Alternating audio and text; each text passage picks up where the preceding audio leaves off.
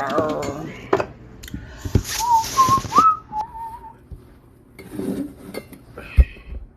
everybody, I decided to go live early, so I hope everybody comes. What's up, you guys? Please share this live out. Hey Ariel, what's up, girl? I see you here. Please share the live, all my moderators. Make sure you share the live to as many people as you can. Tonight we're going to be talking about pregnancy and addiction. I have personal experience with being pregnant and being addicted, and I want to share with you guys to help you guys. So come on in. My name's Nicole. Welcome to Real Talk Recovery with Nicole. I do these live streams every night. I usually go on at 7:30 Central, but today I was out with my son all day and I feel like I want to go early. So we're going to go early tonight. And I don't need any grape juice, but I want a swig of it. So I'm going to get a swig of grape juice, but then I'm going to fill my glass up with water.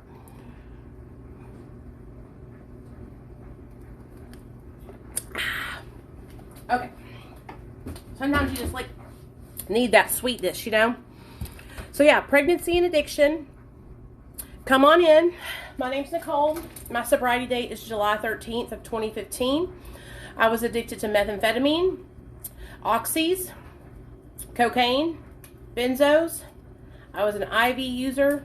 I smoked crack. I was a polysubstance abuser, addicted to multiple substances at the same time. Yeah. I got addicted at a young age at 17. I was addicted by the time I was 18 years old. I was a regular user of methamphetamine, which is honestly so sad, but it's really kind of normal around here in the South. A lot of people that are younger start with meth. I started out with meth because I loved the way it made me feel. It gave me energy. It kept me thin. Jetta, do you need to go outside? And so I loved it. I loved everything meth gave me. What I didn't like is what it took from me, which is everything. Everything. I need to get my phone on the charger, or else we're going to lose each other. You can go outside? Come on. Come on, Jetta, let's go outside. So that's what we're going to talk about tonight, pregnancy and addiction. So come on in. Hey, Casey, congratulations, girl. That's awesome. 3 years is amazing. Very good, very good. Very, very good. Okay. All right, guys, hold on just a second. Thank you all for being here. I appreciate you guys so much. I love doing live streams. I love it. Like, I've done live streams for years on YouTube. So getting to do it here on TikTok is just so much fun because it's such a bigger audience. TikTok puts our content out to so many more people than they do on YouTube, which I love. Let me get something to drink. Get my CBD because I'm going to take that. Okay, CBD, where are you at? There you are. Okie dokie. Okay. Hey everybody. Sorry, it took me a second.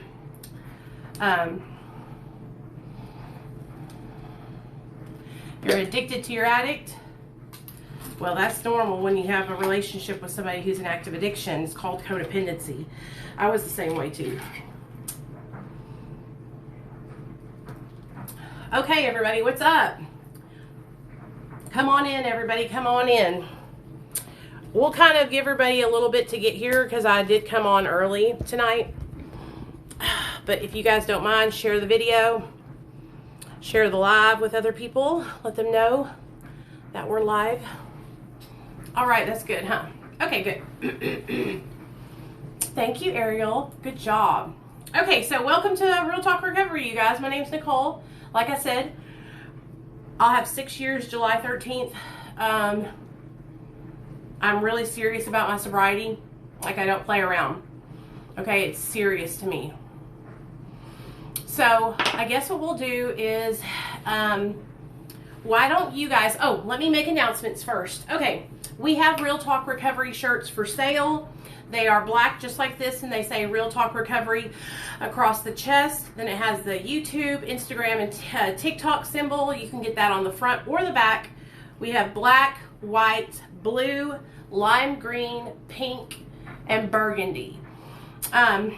If you want a shirt, they're $40. Message me on my TikTok cell phone, which is 501-991-5149, or send me a DM, and we'll get you one ordered and sent out. All you have to do is cash out me the money, and bada bing, bada boom, it's all done. We're using the proceeds to pay for someone who is new in recovery for their first month's rent into a sober living home. So I'm not keeping the money. I don't need the money. You know what I mean? Oh, I'll be live for a while, Carla, so come on back, girl. I don't need to keep the money, so we're going to use the money to help somebody, okay?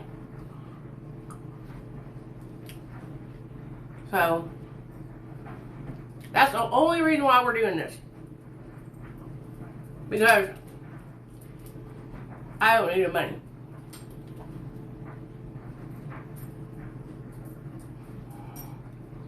Okay, that's my CBD. I take that every night for my anxiety. Hold on. My dog just came in. Okay. So pregnancy and addiction, man, it's a hard one. It's something that a lot of people don't want to talk about because people shame us, right? People say, oh my gosh, how could you do that? Like you must be a horrible mom because you used drugs while you were pregnant with your kid. You know, you must not have loved your son at all. You must not have been really serious about being pregnant and having a kid. All these just assumptions that people make when somebody struggles, right, with a disease of addiction when they're pregnant. Honestly, what I need y'all to understand is that addiction doesn't care if you're pregnant or not pregnant. It's not gonna stop when you get pregnant.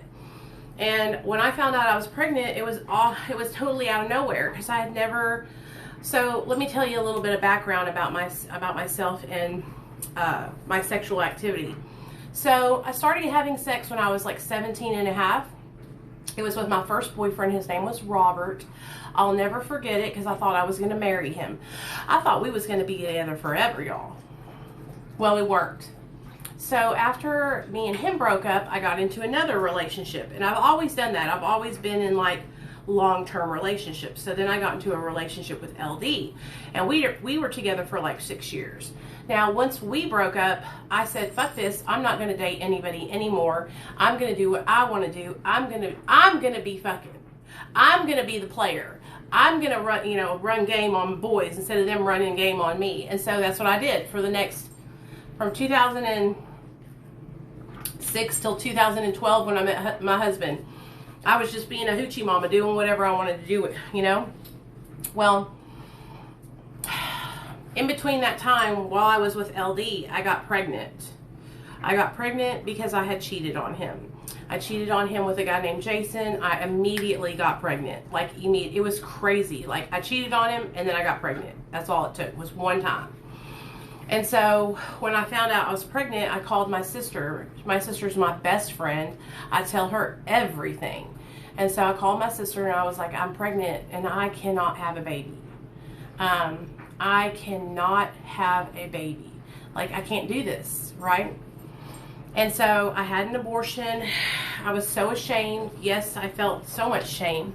But honestly, you guys, it was the best thing that I could have done at that time, because bringing a child into the world would not have been something I needed to do. So I had an abortion when I was like 24 or 25. And so by the time me and my husband got together in 2012, I had just assumed that I couldn't get pregnant. I thought that I was infertile. You know, I've always had really bad periods, like super, super bad bleeding, and just, it was horrible. Yes, I did, Thomas. Well, and I know it was, and listen, I'm not proud of these things, but I'm telling you guys this because I'm telling you the truth, okay? And one thing that I do not do here on Real Talk Recovery is lie or sugarcoat shit. So I'm going to tell you guys exactly the way I was when I was in active addiction. Yes, I cheated on my boyfriend. I cheated on him all the time. Now, in my defense, this guy was beating my ass every single day, bouncing my head off of the concrete. He was horrible. He was horrible. He was extremely abusive to me. And I stayed with him and paid his way through life for 6 years, you guys. Okay, it was bad. I literally paid his way and supported him the whole time, and he treated me like complete dog shit. So I got pregnant and I ended up having the abortion. Once I had that abortion, I just assumed I couldn't get pregnant because I was having sex. I was not being protected. I was, getting high and sleeping with guys that I was friends with.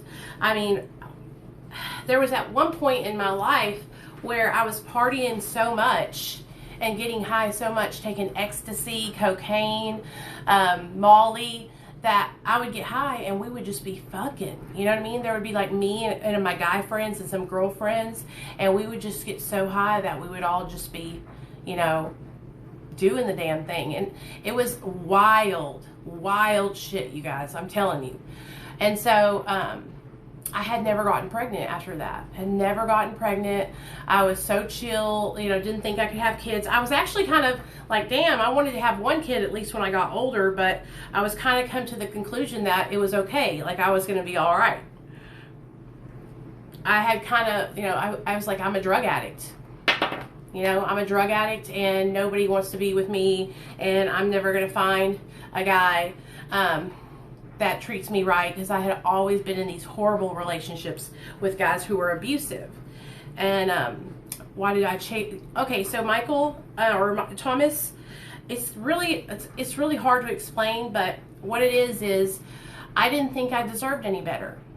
I didn't think that I was good enough for anyone else. I thought that I deserved to get my ass beat, and that's why I stayed, because I was a broken human who did not love herself and did not have any self-respect. And so I took his beatings as something that I deserved. How do you know when you're addicted to a substance? If you try to stop and you can't.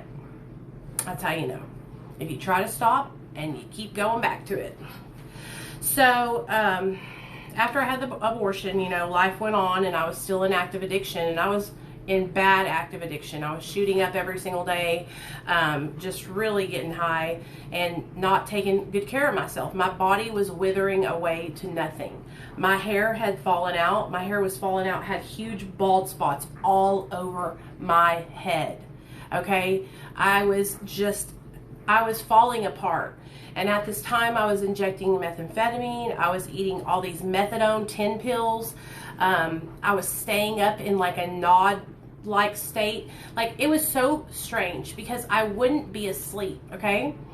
I wouldn't be asleep, but I wasn't awake. I was in a nod, and it would look like, this is how I looked 24/7. My eyes were like this. All you could see was the whites, and I was walking around like that. And because I was constantly nodded out, I was catching myself on fire, catching everything on fire. So I just want you guys to understand, like, the severity of my addiction and where I was at when I got pregnant. So like 6 years goes by, right? And I've been to prison. I got out of prison. I went to sober living. I relapsed. Like went to treatment like 5 or 6 times. Been in sober living like 10 times. Like I've just been trying to get it. Like, and that's one thing that I always did. Like I would go to treatment. I always went to treatment because I wanted to be sober. I wanted to change my life. I just didn't know how to get sober and stay sober. And I would go to these places and I would do so well. As long as I was like under some kind of supervision, I would do really well and I wouldn't relapse and I would stay the course. And it was just crazy because I wanted to be sober, but for some reason I kept falling off, right? And that's why I get so frustrated with people, because a lot of people don't understand that just because a person relapses when they get out of treatment, it doesn't mean that they didn't want to be sober. They weren't trying. Like I really wanted to get sober. I was really trying to, you know what I mean? I just, for some reason, I kept falling off. So anyway, this is all about pregnancy and addiction. So let's get to the pregnancy part, Nicole. Come on. So in 2012, I met my husband. Okay, I met my husband, and his name is Neil. My name is Nicole, and our son's name is Nate. I think it does kinder ketamine. I think it does trauma, yes. Hey, Christine, what's up, girl? So, 2012, I met my husband, and we were both actively using drugs. Like, when I first set my eyes on him, we were getting high on meth together, but I didn't realize that he was like a dope fiend like me. You know what I'm saying? I didn't realize that he was like really bad until we had been dating for like a week or so, and then he started sharing more and more of himself with me. Hey, Kathy. And he would tell me like, he shot meth, he shot cocaine, and so the longer we were together, the more I was seeing, you know, all the different stuff that he did, and I realized that, wow, he's just as bad as me, if not worse. You know what I mean? We're both pretty bad off in active addiction. Just putting us together, though, was like putting gasoline onto a fire, because when we got together, we were just helping each other get high. You know what I mean? And it doubled our income. Like, it was just crazy. And me and my husband, we went through some really, really tough times in active addiction.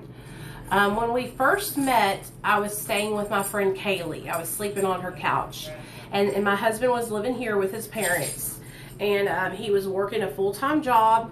And I'll never forget, he drove a silver Xterra, and he came over to my best friend Kaylee's house to hang out with us. And he came in and he sat down on the couch, which was my bed. And he had the cutest spiky red hair. And I remember looking at him and just thinking how cute he was. Hey, Lauren, what's up, girl?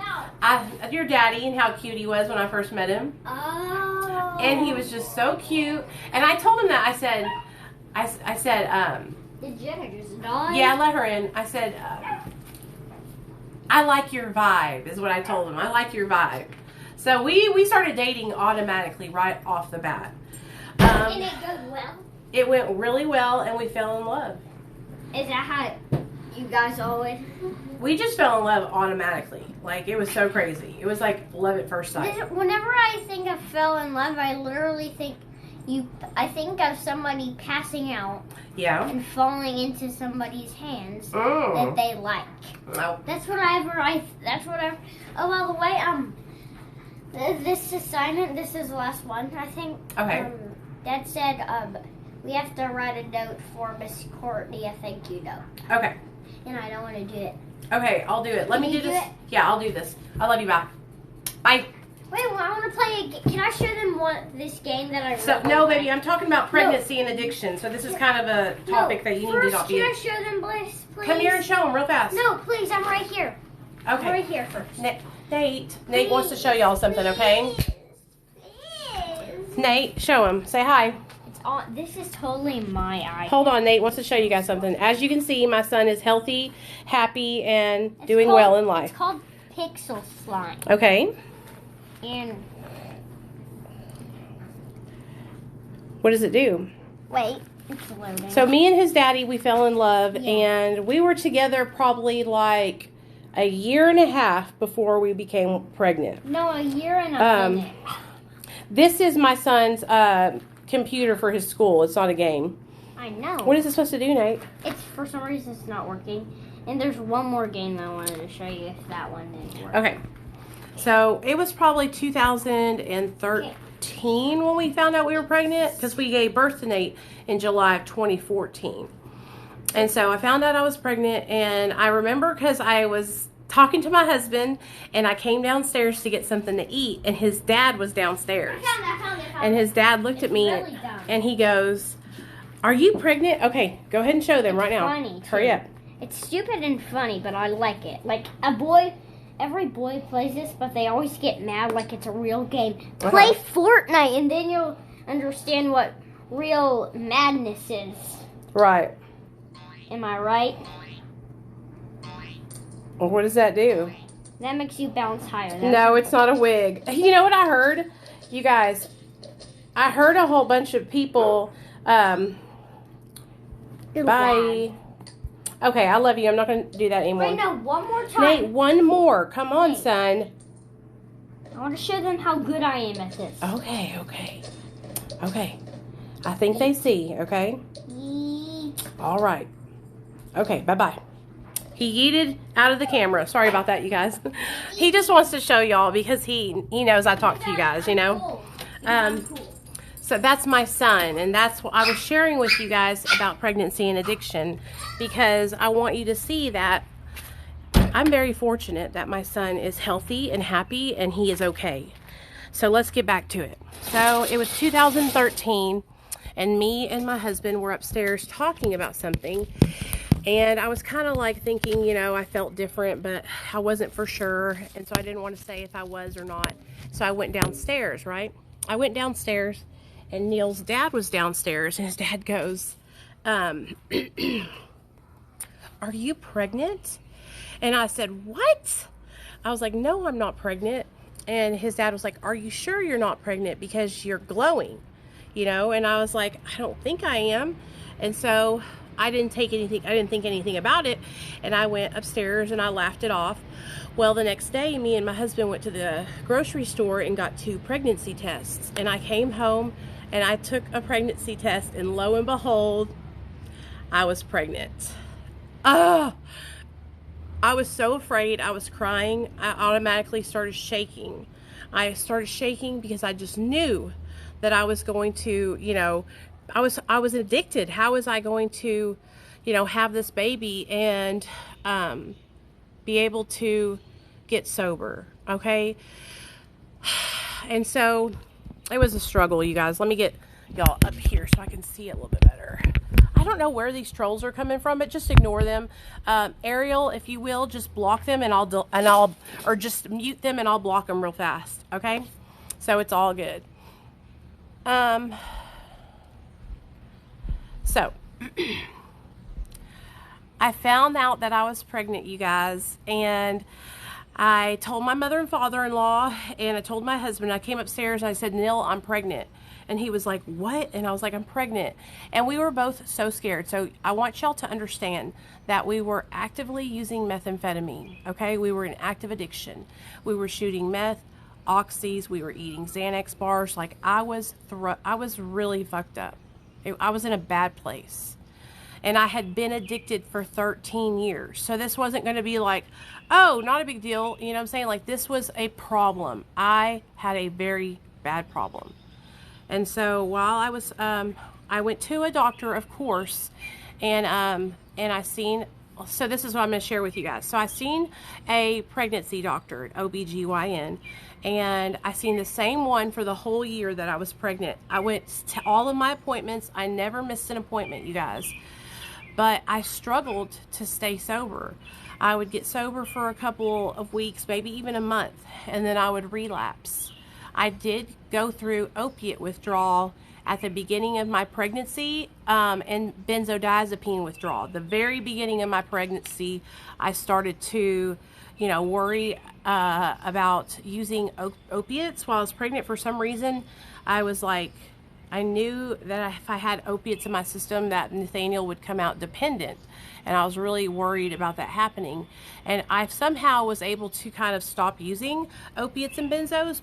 I would periodically use them, but not anything like I was doing methamphetamine. But I could not put the meth down. Like, I was strung out. I tried, but I would fail every time. I worked all the way up until I was 7 months pregnant. I was working at Sonic as a car hop, and my belly didn't even start showing until about 7.5 months is when it really started popping out. And I started to like, no, that's when it became more real to me that I was pregnant. But I'll tell you guys this, like, I hated myself, and I still beat myself down for the things that I did in active addiction.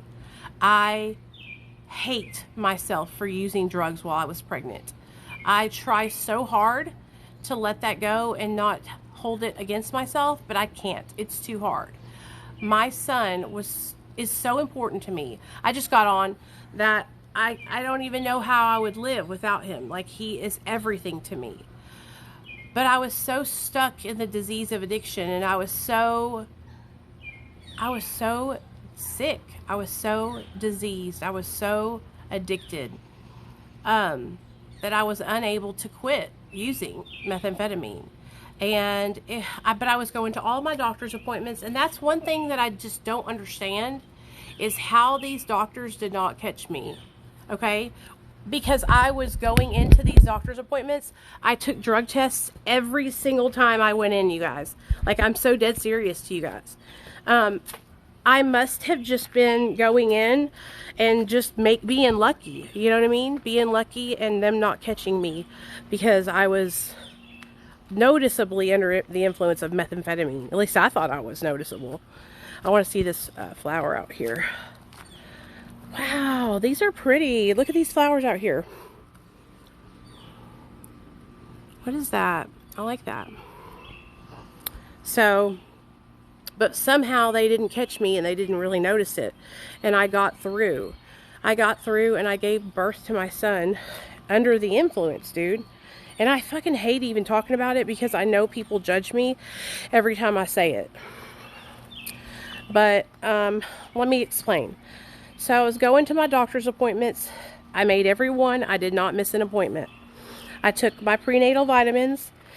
I ate like shit, but it was because I was working at Sonic, and so I got free free food, ranch and popcorn chickens, jalapeno poppers. I loved those while I was pregnant. My favorite foods were extra long cheese conies with mustard and onions. My son is 6. Extra long cheese coney with mustard and onions. Jalapeno poppers with ranch. Chicken poppers. Go back outside. No, Nate, I'm busy. Hush. I hate you. Cállate. Go back out. Cállate. I was eating those chicken sandwiches. Everything was Sonic that I ate, and it was all spicy stuff too. Oh, it was crazy. And so I was going to all my appointments, and I went up to my last one, and that's when they told me that I was either going to give birth. They said July 1st through the 6th is the timeline that they gave me. And so I was like, okay. And I called my mom, and I told my mom, you need to get down here by the 4th of July because I'm probably going to have this baby. And so she said, okay. Now what y'all don't know is that my mom was in New York. Her and my dad moved to New York when me and my sister Michelle got really bad off into our addictions. We were both strung out on the needle, and my dad was so depressed. Like, he was really upset. Hey, Mexican cutie, what's up, girl?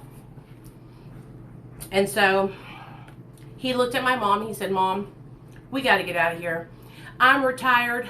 We're going back to, we're going to go back to New York because that's where I'm from, is New York. And so we moved back to New York, or they moved back to New York, and they left me and my sisters here. Well, my mom still wanted to see my son be born, and she still loved me.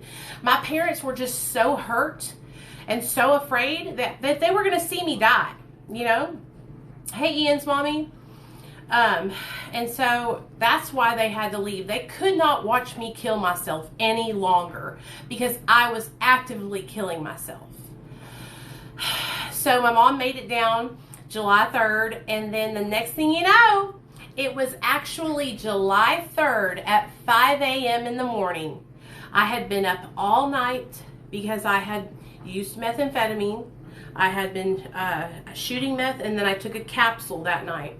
And that morning, that 3 a.m. On July 3rd, I woke up and, or I was sitting there, I was already awake. And my stomach, I started feeling this horrible, like stabbing feeling. Stabbing like a ice pick was going into my lower back and across like that. Into my lower back and across. And so I was like, what the hell is going on here? This is not right. And when I tell you guys, it felt like it was such a strong hurt. It was like nothing I've ever felt before in my life. And it was coming from my lower back. And so I got up and I walked across the hallway to my mother-in-law's room, and I said, hey, I think I'm in labor. And she was like, okay, don't worry. And she called Neil, because my husband was at work at the time, and told him, hey, come home. Nicole's going to need to go to the hospital soon. And so everything was fine. You know, I was just getting started, so I was okay, but it was hurting. I was having labor contractions. So my husband got home about 8 a.m. and we drove up to the hospital. Now, mind you guys, I am high. I have been up for like 3 days. I am high on methamphetamine. Like, I know I got to go to the hospital, but I don't want to go. So we went up there and they put me in the stirrups and they're checking to see how dilated I am, right? Well, the nurse looks up and she says, "You're only dilated like 1.5 centimeters." And I was like, "Oh, okay." And she was like, "You can stay here." And I was like, "Please, please don't make me stay here. Can I please go home and I'll come back?" And she was like, "Yeah, that's fine." And so I left the hospital and I went home to be in labor. You know, I came back to this house and I called my friend Tara, the girl who called CPS on me, because we were best friends. I called my friend Tara, I called my mom, I called my sister, and everybody came over, right? They all came over, and so started the labor, okay? Intense back labor. I'm talking like I was hurting so bad, I had my husband punching me in the back because that's how, it just hurt so bad. You guys don't understand. They were going like this, da, da, da, da. I was doing this thing where I was stretching and then standing up and then stretching down in like middle splits kind of, because this right here was like hurting really bad. I got in the hot tub, then I would get out of the hot tub, then I would get back in the hot tub. It was excruciating pain, and on top of that I was high on methamphetamine, so my nervous system was shot. Everything in me was on 1,000. You know what I'm saying? It was so sad. I was absolutely in pain. No, actually I didn't go home because I wanted to get high. I went home because I was scared they were going to take my baby from me, Christina. So why don't you shut the fuck up and listen to the story. So as I was at the house, and I didn't get high, Christina, I was at the house in labor. So I'm sitting there and I'm dying. Like my stomach was killing me. My back was hurting so bad. It was really tough, man. But I made it through it. I made it through it, and it was 8:30 p.m. that night. So I went in at 8 a.m. and then 8:30 p.m. is what we made it to. And I looked at my husband, I looked at my mom, I looked at my best friend, I looked at my sister, and I was like, I think it's time. Like I can feel my son. He's like down low. I could feel it. Like it was time he was going to come. And so we went up to the hospital, and I ran in there, and my belly was hanging so down low. It had dropped so much. And they put me in the stirrups, and that's when they said, "You're 8.5 centimeters dilated. Let's go." And so they took me, they gave me an epidural, and we started delivering. We started having this baby. I was so afraid the whole time, though, you guys, because I knew that I had used drugs, you know, and I was so afraid that they were going to take my son from me. I was so afraid that I was going to go home and my son was going to go with CPS, right? And that's why I'm sharing this story with you guys, because I should have asked for help. I should have asked for help at the beginning of my pregnancy, and I wouldn't have had to go through what I went through. Okay? And I wouldn't have had to go through anything that I went through. And that's why I'm sharing this with you guys, because I want to help other women.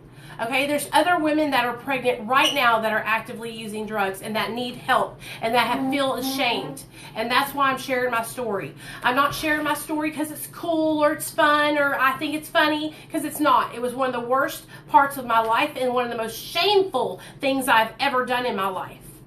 So I'm trying to utilize my story to help somebody else.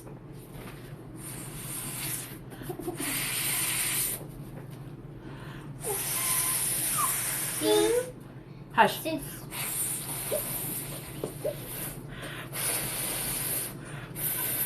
There, Nate. Go. Okay? Wait, Mom. I cannot talk right now. Wait, Go upstairs can with I Dad. show them this over? What? I have to fart. Nate. Go ahead. Go. Can I go? What happened? That was the Okay. dumbest fart ever. Okay, so hush. So please go upstairs with that, Nate. Go upstairs with that, okay? I love you. Please go upstairs. So that's why I'm telling this story. So anybody that comes in here with something rude to say, I will knock you the fuck up out of this whole chat, just so you know. Okay, so I didn't ask for help. So I didn't get on MAT. I didn't have any recovery support help, nothing. And I was in there and I was scared for my life. I was scared for the life of my child and for me, because I was afraid they were going to take my son from me. And that's what they would have done. Okay, if my son had came out and tested positive for drugs, they would have taken my son away from me. And they probably wouldn't have even tried to help me. And that's what the problem is wrong with all these places out there. If a mother comes in and she's high on drugs and she needs help, we give her help. We don't punish her. And that's the problem with people in this world that have judgment and don't understand. I needed help. I didn't need somebody to come look down their fucking nose at me and judge me because I already knew what I was doing was wrong. I was already hurting already. I didn't need nobody else to hurt me more. Okay? I knew what I was doing was wrong. I felt shame. I felt guilt. I wanted to die. The only reason I didn't kill myself is because I was carrying a child and I didn't want to kill my son. Okay? I was sick and I needed help and nobody would help me. Nobody understood. And I was ashamed, so I didn't speak up more. I didn't say anything more. And you guys, I do not know how the hell I made it through there without them knowing, because I was out of my mind when I tell you this. That's why I tell you guys the story and say it has to be a miracle from God, because I was openly high. I wasn't hiding anything. I was out there. I was skeezed out, okay? Skeezed out. So, Christina, does that make you better than me because you were able to quit when you found out you were pregnant? See, that's people like you who are also addicts make it worse for us. So somehow that elevates you above me because you were able to quit when you were pregnant. Well, honey, humble yourself, because there's always a tomorrow. And you might even have somebody in your life who goes through the same thing. So understand, it doesn't make you any better than me. So, when I gave birth to my son, I was scared to death.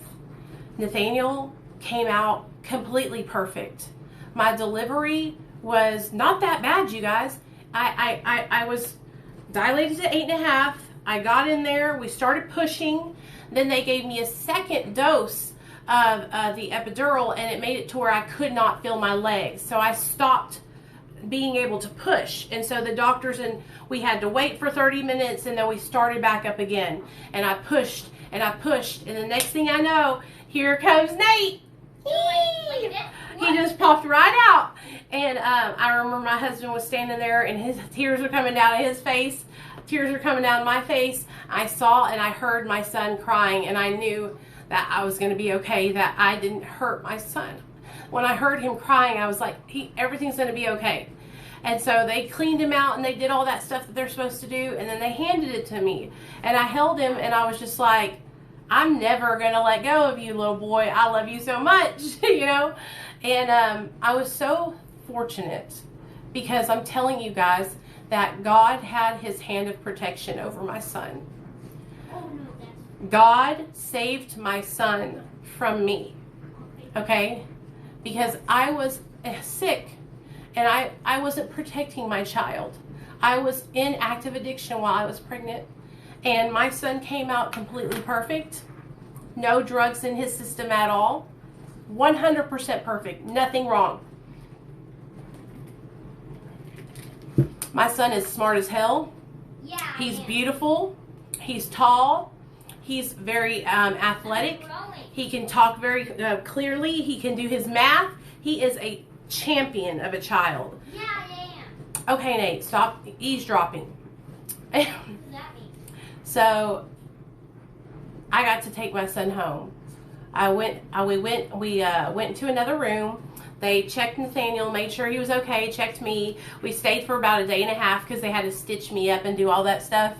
And then they let us go home. And you guys, when they let me take Nathaniel home, I was just so grateful. And I prayed to God that day. I said, please help me. Please help me, okay? Please help me to do better. Please help me to stay sober. And listen, I was begging God to help me, okay? Because I knew that I had a problem. I knew that I needed help. I knew that I was sick. But I was like, I'm never going to use again. And I did so good for 90 days. 90 days, 3 months. And I was kicking ass and taking names. But I'll tell you guys this, I had the worst postpartum depression. I didn't take a shower for 2 weeks. I could barely do anything. The only thing I did was take care of my kid. I was so depressed because not only did I just give birth to a child, but I was also cold turkey off of the drugs that I had been on for fucking 17 years. You know, a long 15 years, 14 years, however long it was. A long time, since I was 17. And so I made it 90 days and then I relapsed. And when I relapsed, I was like, man, I'm gonna, you know, this is it. I'm just gonna leave and my son's better off without me. You know what I'm saying? That's what I thought in my mind. That he would be better off if I just went around.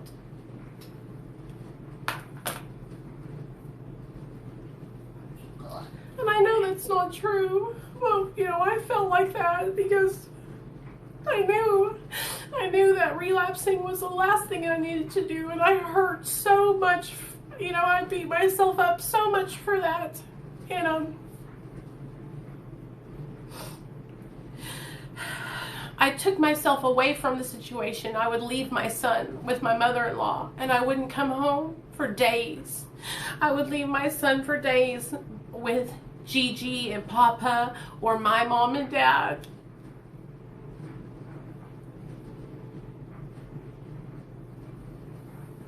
And then I would come back out of nowhere, you know what I mean? And then I would leave again.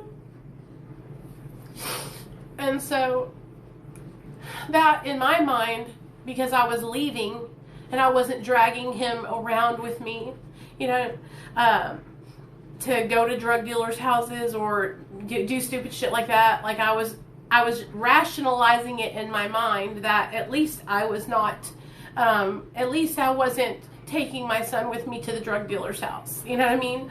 And I was rationalizing it to make it seem like it wasn't so bad. When in actuality, it was all bad. You know, and anybody that thinks that person would get online and talk about something like this because I'm proud of it or I think it's cool, you've got to get your head checked. You know, this is the hardest thing to talk about because so many people judge me for it. So many people do. I know people are judging me right now. You know what I mean? And this is what I have to say. This is what I have to say. It can happen to you. It can happen to you. Don't ever think that something can happen to you. Okay? I used to be that person. I used to say, I will never use drugs if I'm pregnant. And I would look down on other women who did it. I would say, I will never get my child taken by CPS, and I would look down my nose at other moms who it had happened to.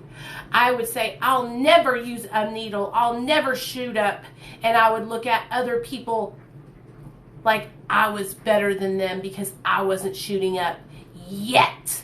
It was all because I hadn't gotten there yet. And if you think it can't happen to you, just wait and see. It can happen to anybody.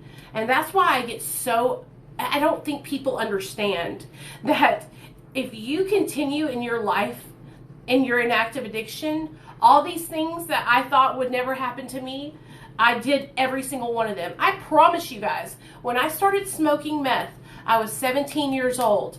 I remember being around people who had kids thinking, I will never do that. I remember seeing people who were using a needle and thinking, oh my gosh, that's only for people that live down by the river, in a van, under a bridge. Like, I so thought that I would never do those things. And I really believed, like, damn, I will never do that. And I became all those things. I have done all of them, you guys. And I have done all of those things, okay? I love my son more than life itself. My son saved my life. He saved me from myself, and he made me realize that there was more to life than having to feel high and having to chase something all the time. That it's okay to just be. It's okay to just go miniature golfing or spend time watching movies with your son. And I was always searching for the next best thing. I was always tirelessly searching for the next best thing. And so, after Nathaniel was born, I thought that I could do it on my own. I thought that I could get sober and that I would not have to get help. And so I tried. I tried it for 90 days. And I was successful for 90 days. And I wouldn't even say successful because I was barely making it. I was miserable. I wanted to die.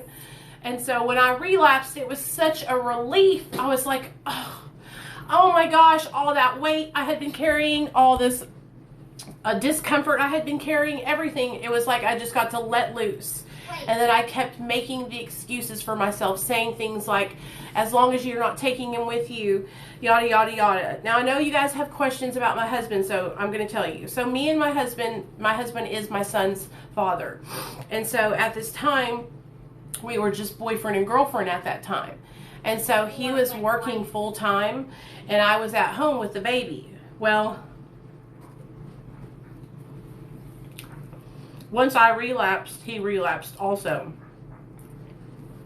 And we were both running the streets, leaving our son with his mom and leaving and running the streets. But I was taking it to the next level and like leaving my husband and leaving my son and just leaving all of my whole family for like 3 or 4 days at a time. And my husband wouldn't know where I was at. He would be calling me. And I was staying over at all these different dope cooks' houses because I was getting dope for free, a banana.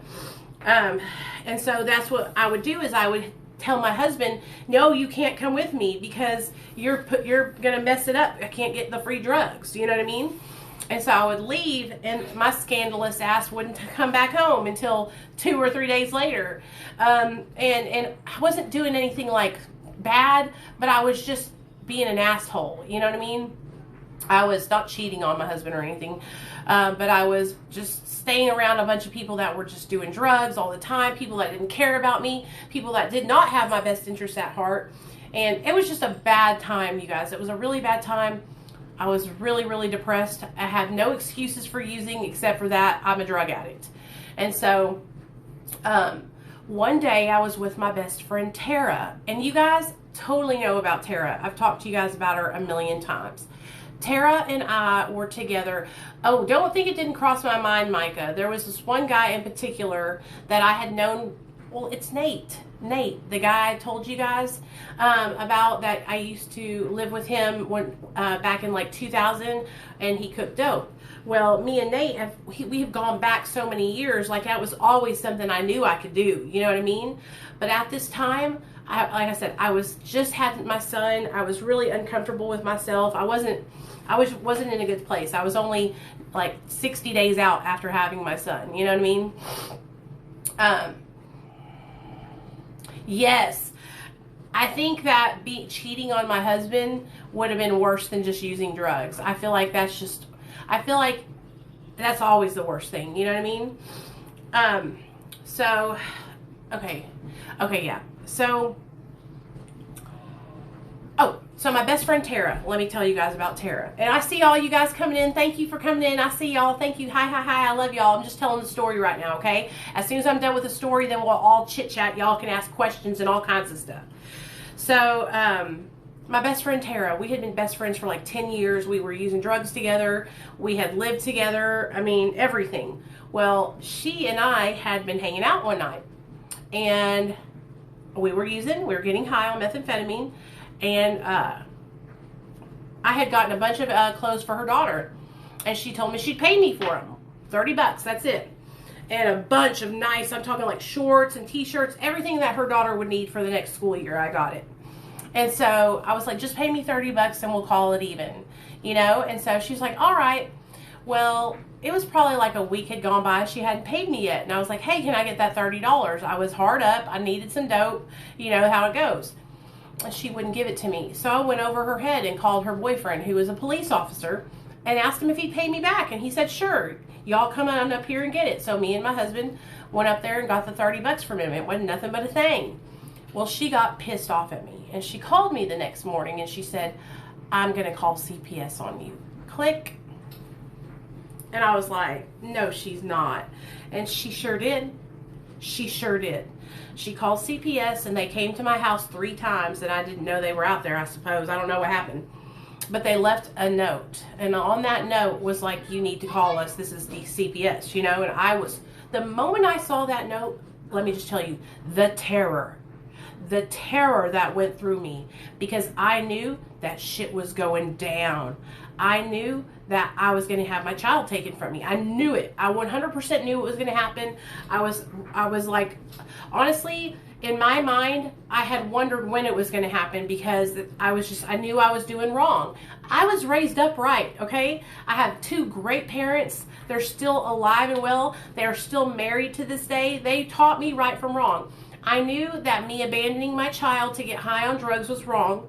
I knew that using drugs was wrong. I knew all these things. But I was so sick, y'all. I was so addicted. Like, I'm not making any excuses. The only way I can explain it to you is that I needed drugs to live. I couldn't breathe without drugs. I couldn't do a job without drugs. When I woke up in the morning, if I didn't have drugs, I felt horrible, dude. I felt like I wanted to die. It was like breath for me to use drugs. So I saw that note, and I called my father-in-law, and he came home, and I was like, we have to go up there and see them, because they're going to come here if we don't. And he was like, okay. And so me and my father-in-law and my son was literally 10 months old, 10, 11 months old. No, 11, almost 12 months old, almost. So we went up there, and I took a drug screen, and I failed, okay? I failed my drug test for opiates and benzos, okay? I have to go to the bathroom. Okay, go ahead. Okay.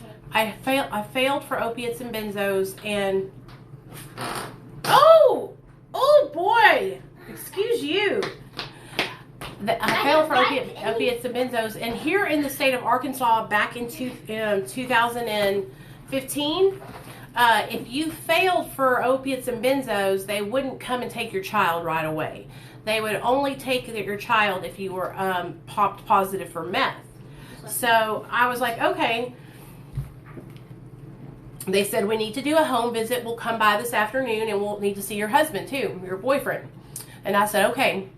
Well, they came by the house, and they did the same thing with Neil, and he also failed for benzos and opiates. And so I thought, you know, okay, they're going to come here, they're going to check out the house, they'll see that we have a nice house, that we have everything we need, and what they'll do is they'll put in some kind of supervision order, and then we'll go back to our lives and just show them that we can do the right thing, right? Well, they came back the next day, and that's when they told us they were taking our son. They said, we can't do at home with you guys because y'all are both addicts. So there was nobody living in the home that was not an addict, just me and my husband. My husband's parents had just gotten their new house. So they had just moved out of our house, and so we were living on our own. And so they took Nathaniel. They said, you have to pack his bags, and you can either give him to us or bring him up there yourself. But you have to, you know, we'll follow you there. You're not going to. So they let us bring him up there ourselves. Me and my mother and father-in-law. My husband was at work at the time. And so when I tell you guys that I had to pack up my son's clothes to go stay with some stranger that I didn't know where he was going, was the worst thing I could ever explain to you. I was so scared. And all these things were going through my mind about him being in a home where they have people that abuse children. I was just having horrible thoughts of what was going to happen. My mother and father-in-law said, why don't we get him? Why doesn't he stay with us? Right? And so I was like, that's a great idea. And so we went up to the DHS, and we said, hey, can he go with my mother and father-in-law? Do you know that they denied my mother and father-in-law? They said my mother and father-in-law were too old. They were 65 years old, y'all. They lived in a beautiful, huge house, great fenced-in backyard, everything. And they would not let my mother and father-in-law take my son. Wait, that makes no sense. It doesn't. So my son had to go into foster care. And for the first 2 or 3 days that he was there, they had nowhere for him to go. They literally took my child that was not even 1 year old yet. He was literally 2 days before his first birthday is when they took him. He had nowhere to go, and he was a baby still. And he was in a respite home. So I just tell you guys, it was ass fucking backwards, okay? But bottom line is, I got in there, and the moment I handed my baby over to them, I went into rehab. I did not pass go. I did not collect $200. I did not call my old dope dealer.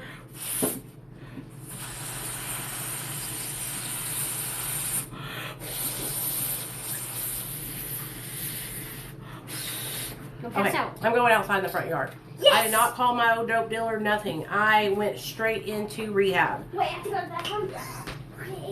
I boosted the caseworker and I said, take me to detox. And she said, what? I said, take me to detox now.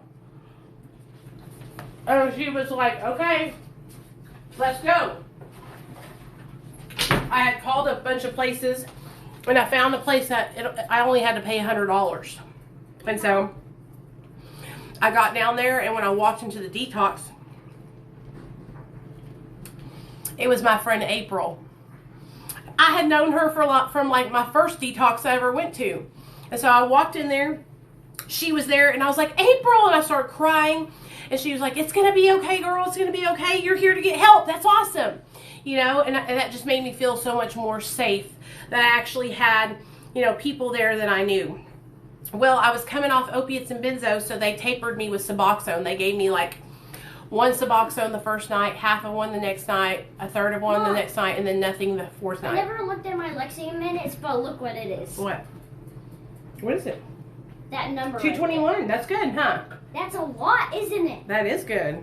Can you tell them if anybody knows what Lexia is? Oh, their kids probably do Lexia. Come on, let's go outside. I'm gonna tell the rest of the story outside.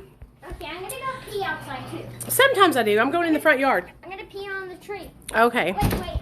So, no, I don't think about having more kids. So but that's not because I don't love my son. It's just because I don't think I can handle anymore. So, anyway, I said, take me to detox right now. And so my caseworker took me to detox. She drove me there. Look at my little white hairs. And she dropped me off. And I walked in. Like I said, April was there. I was so grateful that she was there. And the first couple days were rough. But you guys, I'm telling you, when you have your child taken away and you're in detox, I didn't give a fuck, dude.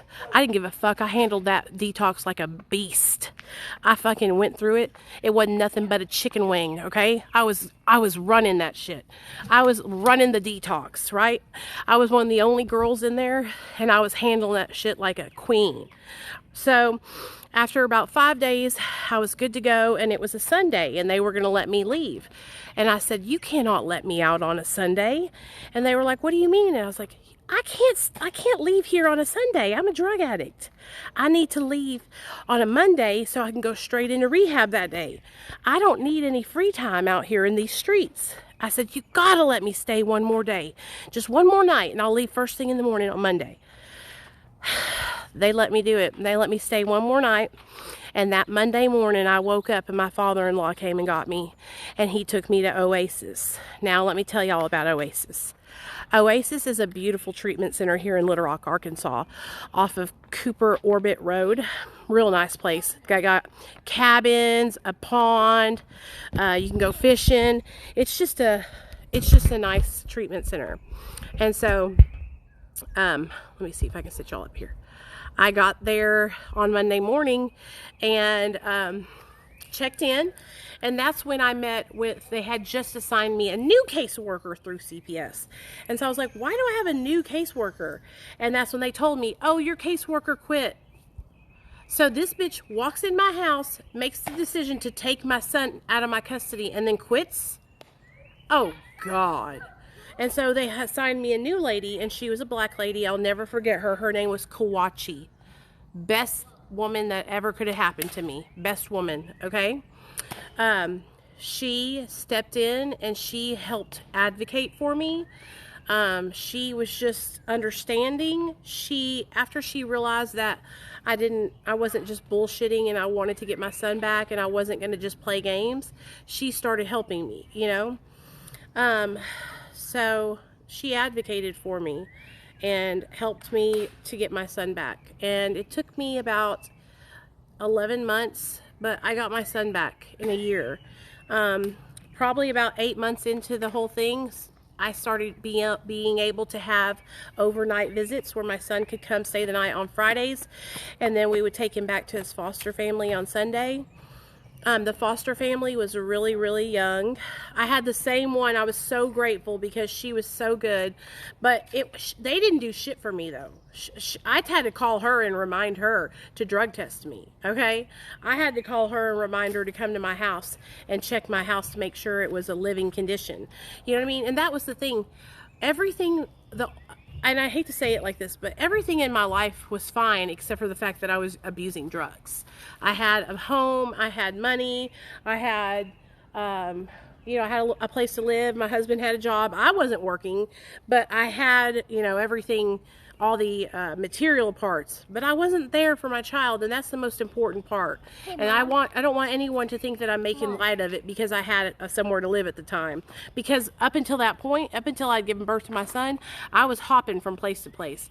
My mother and father-in-law just happened to move out of their house, and my husband was like, "Hey, let me rent the house from you," and that we got lucky. Okay, we got lucky. Excuse me? Yes. Remember that part where you said you guys like were not with me? I was like in the house. When? I think I remember that. You did what? Remember when you said that part Uh-huh. where you said you were somewhere else and I was just in the house? You always say that you woke up one day and we weren't here. Is that what you are talking about? Yeah. I don't remember ever leaving here. I literally passed out. You were not. We did not leave you here. You were with your Gigi. Was she in that house right there? Yeah. Then what? She may have been going grocery shopping. Okay, what questions y'all have? Y'all can ask questions. So here's the thing. I'm telling you guys this about my addiction and pregnancy because I know there's a lot of other girls that go through the same thing that I went through. And the reason why I snap at people that like act like they're better because they got sober when they were pregnant, hey, is because here's the thing. I wanted to be sober. I didn't want to fucking use drugs while I was pregnant with my son. It was the worst fucking thing I've ever done in my life. If I lined up all the things that I've ever done in my life that were bad, that was the worst thing.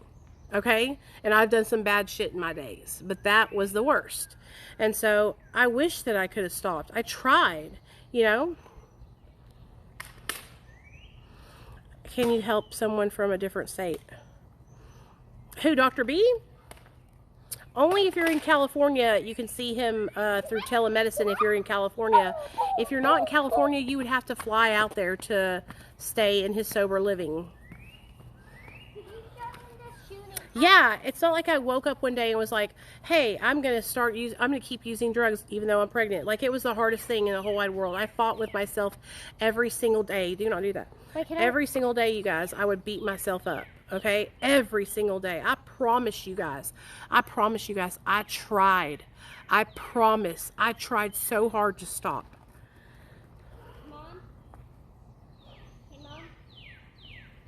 Hey, you were so much stronger than I was. After CPS got involved, I still didn't quit. Hey, Vicky, I totally understand. And that's the thing, like, I understand because when I got pregnant, I couldn't stop using. You know, it's just that having them on my ass was just the thing I needed to wake me up. And I'm so grateful that I was able to change my life. Now, I wasn't perfect. The first 2 weeks I was in treatment, I was sneaking Xanax bars in there, y'all. And I got caught, and they sat me down and they told me, if you get caught or you relapse again, we're terminating your rights. And I was like, that was the first time I had ever heard them say that they would terminate my rights, you know? And I was like, what do you terminate my rights? I barely even got to have my kid for a year, and you're trying to terminate my rights? You know, and so I was like, oh, hell no, y'all ain't taking my child from me. That's fucked up. And so that's when I realized that this was not no joke. Like, they were not playing around with me. You know what I mean? Hey, King, what's up, honey? Okay, I'm going to go check it out after this, okay? He's my only child. Yes, he is my only child. He is 6 years old. He'll be 7 in July. And he was just 1 year old when he got taken away. It was 2 days before his first birthday when he got taken. Honestly, you guys, he doesn't remember any of it. I asked him, and he tells me he does not remember being away from us. Does Do you, Nate? I want to show them 2 things. Does the back of your shirt say Antisocial. Ooh, I thought that said. Okay, Nate, can I ask you a question? Do you remember getting taken away? No, the only thing that I remember is blackness. Blackness. I just remember nothing. Yeah, I didn't think you did. It's okay. Only thing You know that. Listen to me, son. You know that I love you more than life itself. Did you just stop videoing? Yeah. Listen, I want you to listen to me, okay? This is important. No, you didn't. I love you so much, and I made mistakes when I was in my addiction, but I would never let that happen again because you're the only thing that matters to me. You know that? Nothing matters except for you. You're the only thing that matters to me. And I would lay down my life for you, boy. Could you show? Excuse me? What, baby? Can you show them this shooting up? This. Why don't you just stop? I know, right? I hate that too. July 4th is his birthday. Yeah. Betsy, I understand, honey. I understand. And you see, I'm so happy that you ladies are sharing in here. This is what I'm talking about, ladies. Do not be afraid to share, okay? Do not be afraid to share what you went through. This is a safe spot. I've been there.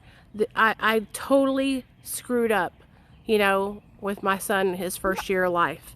But ever since then, ever since I got him back when he was 2, I've been working it and working it and working it. Now, haven't can we? you show them this? Yeah. Okay, help me up. You know your old mom can't get up. Oh, push me.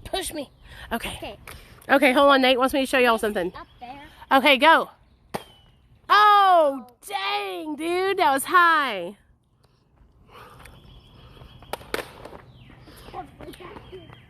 Yeah, he's a July 4th baby. Yes, truth is what helps others. Yes. And listen, you guys, like, any questions you have, go ahead and ask them because I'll open it up now for questions. But like I was taught, that's why I've been so upset lately with people like talking crap about different forms of recovery, and because I want everybody to know that whatever you do to get sober, like I'm here, I want to support you in that, you know. I'm not proud of the stuff that I did by any means, but it helps me so much to share it. Like, it's healing for me to talk about this. Every time I talk about it and I get it out, I feel more free, you know? I kept my addiction a secret from my husband for a year. I bet you that was hard, wasn't it? You guys are all worthy of recovery, and you're all beautiful, and we're all special in our own ways, you know? I support it, Christina. Are we going down the street? Yeah, I'm going to walk down the street. I'm a huge advocate for it, honestly. I'll share with you guys. Can y'all hear me? Okay, there we go. So, but here's the thing. There's no such thing as long-term or short-term. Did y'all know that? Why do you want to ask me why? Because every single person is different. So we can't really place the word long-term or short-term on it. Because what works for me might not work for you, okay? Let me tell y'all something about medication-assisted treatment. I've known many people who got on it and said, hey, I only want to get on it for like a month and then I want to get off right away. And we did that with them at the clinic that I work at. We did it for them. And they come back and they relapse and they get back on. And then they stay on for the amount of time that the doctor suggests, working on themselves, their recovery, therapy, all that kind of stuff, right? And then they're successful. I've seen it so many times now. Do you think that talking about it lets you get over the guilt for using while you were pregnant? I think it helps me a lot to heal it, yeah. That's not fun. What? Smell this flower. I don't think I'll ever be off, Matt. I've tried many times. I always relapse after 1 year. That's okay. Let me smell it. Is it me or does it smell good? Ooh, it does. It does smell good. I was going to send you a pic of the check to show you it was real. Anyone heard of it? Yeah, I got a check too, girl. Scared for my recovery because my husband is still in active addiction. That's hard, girl. I smell smoke. I feel absolutely guilty because I used with my babies. It's Ariel. We can only thing we can do is be better now. Yes, Neil has actually been to. He got a real therapist. Who's like, was that your burp or hiccup? Yes, you can do it, Jenny. You just saying that, girl, and you're... Oh, no, I hate when you guys say that roof. because it's not true. You can. It's not that hard. You're just making it hard. On their roof now. Yeah. You can do it. Do not say that. Every time you say that you can't do it, you're manifesting that negativity. Mom? Okay? Whenever I focus on... Nate, I can't get it off their roof, son. No, I don't. It's in their backyard. Okay, well then go knock on the door and ask them if you can get it. Could you do it, please? Um... Can you do it? Like knock on their yard? It's not a scam, girl. Those are real checks. I promise you, thousands of people got them. I already deposited mine in the bank. Oh, like the one that we got, which was a lot Yeah. of money? What's it say? Yes, don't ever taper off the off with without doctor's supervision. Mom, is it me? Okay? Mom. Is it me? Hey, Mom. What, Is it me Nate? or does this sound satisfying, kind of? We're talking about the check from the Suboxone settlement. So, for those of you guys that don't know, the brand name Suboxone was sued, and there was some paperwork to fill out, and the deadline was December 2020. If you filled out the stuff before the deadline, then you got part of the settlement, and we just got our part, which was $2,100. Mom. Mom. It was everywhere. It was in all of the clinics, and it was on the mat treatment thing on Facebook. Why am I so fat right here? It's your thighs. Your thighs are regular. Let me see your thigh. So I got 2,100. Your thigh. I don't think I filled out for my husband though. I feel so stupid because he was on them longer than me because they were withholding the patent. So other companies couldn't make generic Suboxone strips, therefore forcing all of us to pay full price. Excuse me? Because I don't have any experience with DMT, Lucas. I'm sorry. Excuse me? Yeah. Mom, could we knock I know, right, Micah? on their door because it's in the backyard? Yeah, go ahead and knock on their door. I'm scared. Where did it go, Nate? Where did it go? It's on the back. Okay, walk around the side of the house. Go. I'll be right here. That would be sus. No, it's not. Just go ahead. I'm right here. Yeah, it's not a fake check. It's real. Why would you say that? Why would you say it was fake? Like, that's just a rumor. Of course they do. And here's the thing, you guys. Like, I see people commenting about Suboxone and saying, I'm stuck on it. I can't get off. That's not true. You're not stuck on it. You can get off. You can. All you have to do is taper down low and jump. You can do it. You can do it. Just do it. When you keep saying that you can't, you're setting yourself up for bad shit. Say, I can do this. I'm going to do this. And then take control and do the damn thing. That's what I had to do. Hey, Mom, that was the last one. When I get down to 0.125, I'm jumping and I'll show y'all. I'll show y'all how it's going to be. I'm going to do it and I'm going to be fine. Watch. Watch. I'm telling you guys, I'm going to be just fine. What, baby? Why are you crying? I shot all of the Nerf darts. Shot one in the tree, Uh-huh. shot one on the house, and this one on the house. And had 3 Nerf. We'll go around that back side and see what's back there. But, Did it go all the way over? yeah. Are you sure? You're not sure. Now go over here on the side and look real fast. All you have to do is knock on their door. No, you can't get it. You had to fill out the paperwork on time. You didn't do it on time. They got sued because they were withholding the patent. Is this far enough for my feet to touch? Go ahead, drop yourself down. Could you come with me? So anyway, let's talk about Suboxone tapering since so many of you guys are struggling with that, I guess. So this is why I get upset, because people like Richie Weber, their data and their stuff that they're taking for evidence is from people who are on Suboxone who are saying they can't get off, which is Suboxone holding you hostage? Is it putting a gun to your head? Is it have your arms chained behind your back? No, like, you can do this. I hate that you guys say that you can't, because you can. And I'm going to do it, and I'm going to show everybody, and that's going to help other people to be able to do it on their own. Can we go knock on their door? Yes, Nate, go! I'm right here. Knock on the door and ask them if they can look in the back. Please, I'm right here. I don't want to be the one that does it. It's probably on top of their house, Nate. It didn't go all the way back there. Sit back. Sorry, we lost this damn... And I had none more. So if we...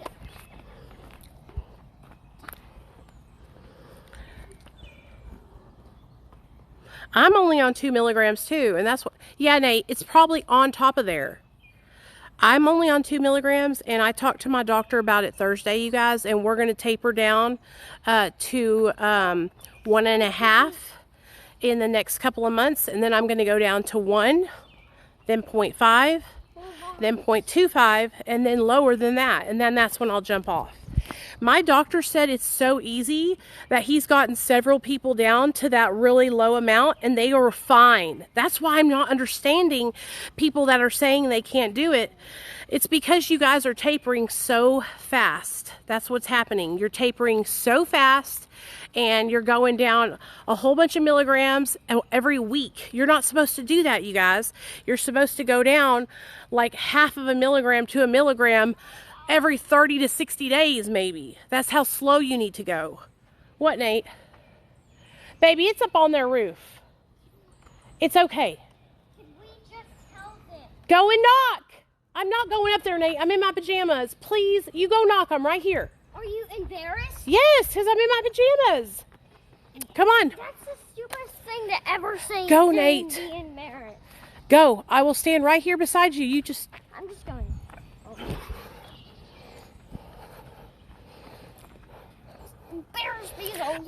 I've been on Suboxone for years, you guys, almost 6 years. You can do this. You guys you don't have to get off though. That's the great thing is why do people want to get off? That's what I don't understand. Like if it's helping you and you're staying sober, why do you want to get off? What's going on? I want to know. You know what I mean? I used to think that it was Suboxone's fault that I was like tired and depressed and shit, but it's not. It's because I overeat, I binge at night, and I don't fucking get out and get in the sun. When I get out and I walk around and I actually do stuff, I feel so much better. You know what I mean?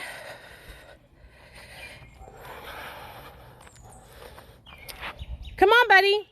Hey, that's Guy, right? Is this your guy? Nathaniel, it's fine. We'll get more bullets.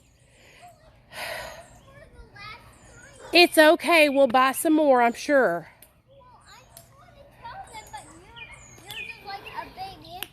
Hey, look at me. We'll get more bullets. It'll be fine. There's about one little thing that you're in pajamas. Yeah, and that's what I was going to say. Jab, I feel the same way. Like, being on Suboxone is better than the alternative, which is overdosing and dying. You know what I mean? That's what I'm trying to help people to understand, is that there's a lot of people that are on medication. I actually made a video, and it goes like this. If you are on Suboxone and you're taking it as prescribed, I believe that's abstinence.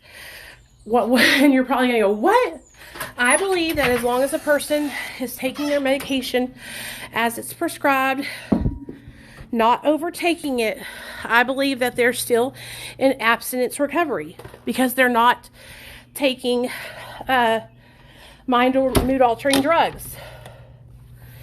So I'm pushing the judgment of people on Suboxone. I'm pushing back because for years alcoholics in AA have been able to utilize pain meds, anxiety meds, and have never been questioned about their recovery. Okay? How come we are questioned about our recovery?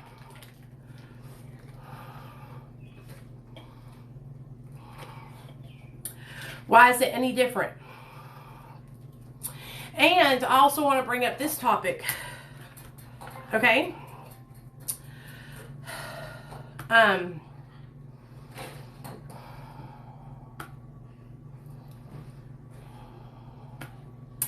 Sorry. being on medication, it will save a lot of people's lives. And some people are never able to get off medication. And there's nothing wrong with that. There's nothing wrong with that, you guys. Like, why are we demonizing medication? Why are we demonizing doctors? Like, that's what I don't understand. I don't get behind that, just so y'all know. I don't think doctors created the opiate epidemic.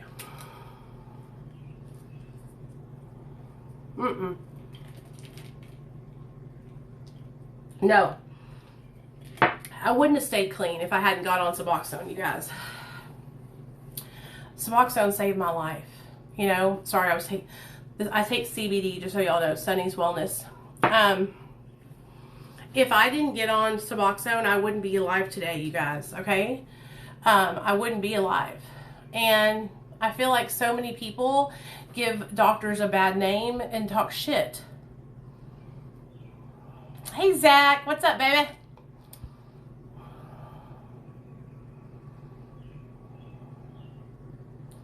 It says anti-COVID-19 social club. It's just a joke. It was from whenever coronavirus first hit.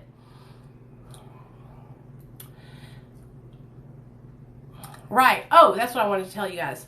Suboxone is medication-assisted treatment. It's a partial opioid agonist that is used to treat opiate use disorder. It helps by blocking the effects of other opiates and by helping with cravings, and it even helps with depression and your overall mood. It's helped me so much. But you want to know one of the worst withdrawals that I've ever had? Way worse than opiate withdrawals. Trying to come off Lexapro, my mental health medication. And that is why I want to smack so many people across the face here on TikTok. I would love to see some people. Oh, this is the French vanilla. Yeah, this is the French vanilla from Sunny's Wellness. I use it every day and every night. I have went through 3 bottles of this. I love it. Trying to come off of Lexapro was so hard for me. Like, I almost wanted to take my own life. Like, it made me feel like my head was detached from my body. It made me feel like I was not here on earth. And so when people start trying to bash medication-assisted treatment like Suboxone, I just want to slap them in their faces, you guys. Because I'm like, every medication that you take, that you've been on for years, is going to have some kind of withdrawal, right? But I'm telling you, these mental health medications, they are not even narcotics, and they're just as hard to get off of. Okay, just as hard, if not harder, to get off of. And so, why are we so focused on demonizing a medication that's saving people's lives? You know, why are we so focused on scaring people away from the medication? I'll tell you why people like Richie Weber are so focused on scaring people away of medication-assisted treatment, because he doesn't get paid if you go on medication-assisted treatment. He only gets paid if you go to an inpatient residential treatment program.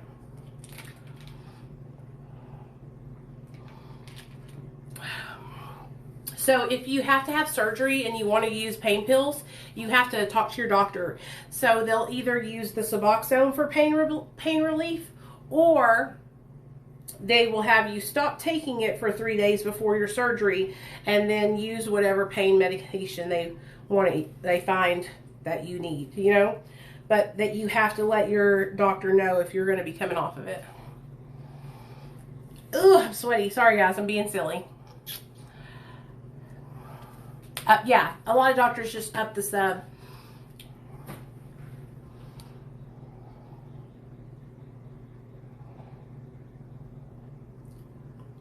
Yeah, me too, Jab. It was hardcore, girl. And I'm only on 5 milligrams of Lexapro, you guys. I'm not even on a higher dose. My boss, he goes, kids are on 5 milligrams of Lexapro. He's like, you're on a tiny dose. And I was like, well, you don't understand. Like, it really, really fucked me up.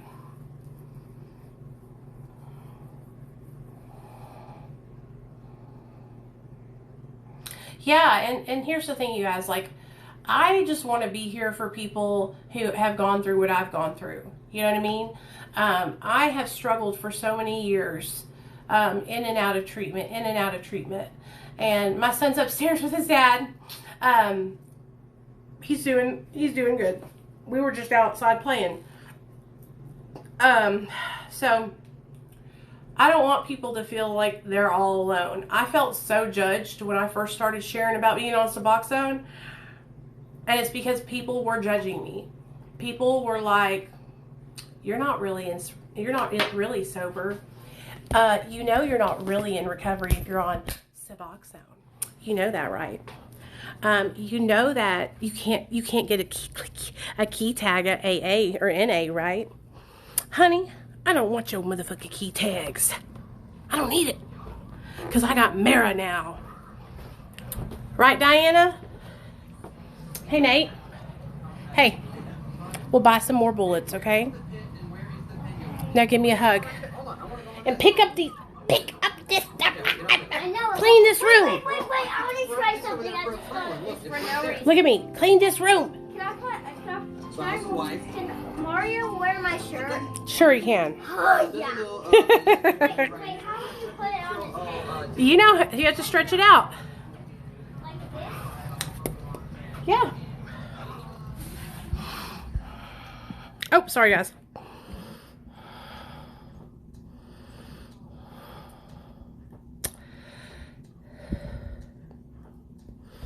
Yeah,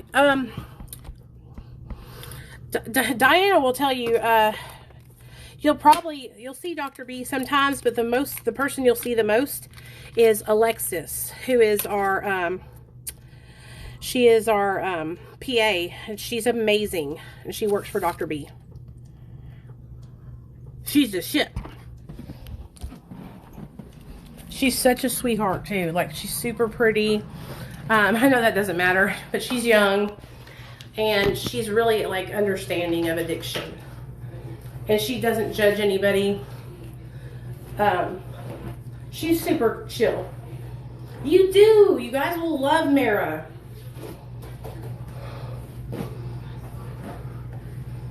Really, Katie?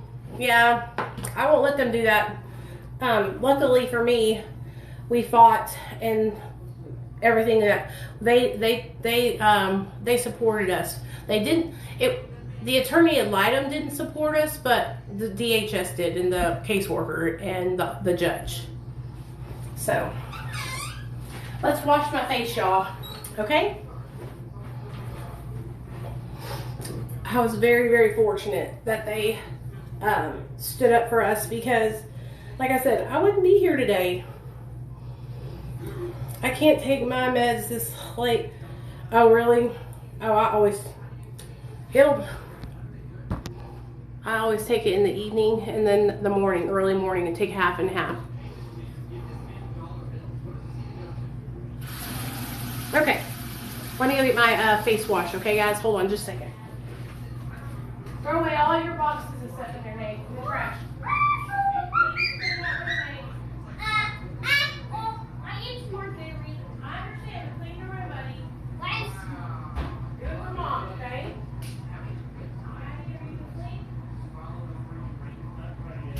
Are you okay? Yeah. Yeah.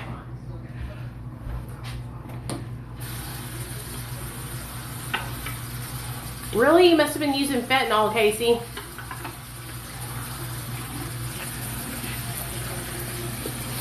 That's good. Yeah, the only thing that can break through is fentanyl.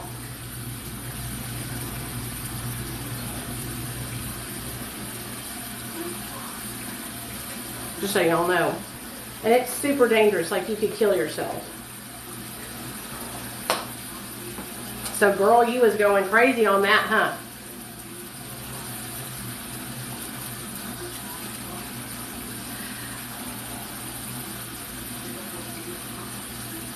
Well, you know, a lot of people still use on methadone too. Did y'all know that?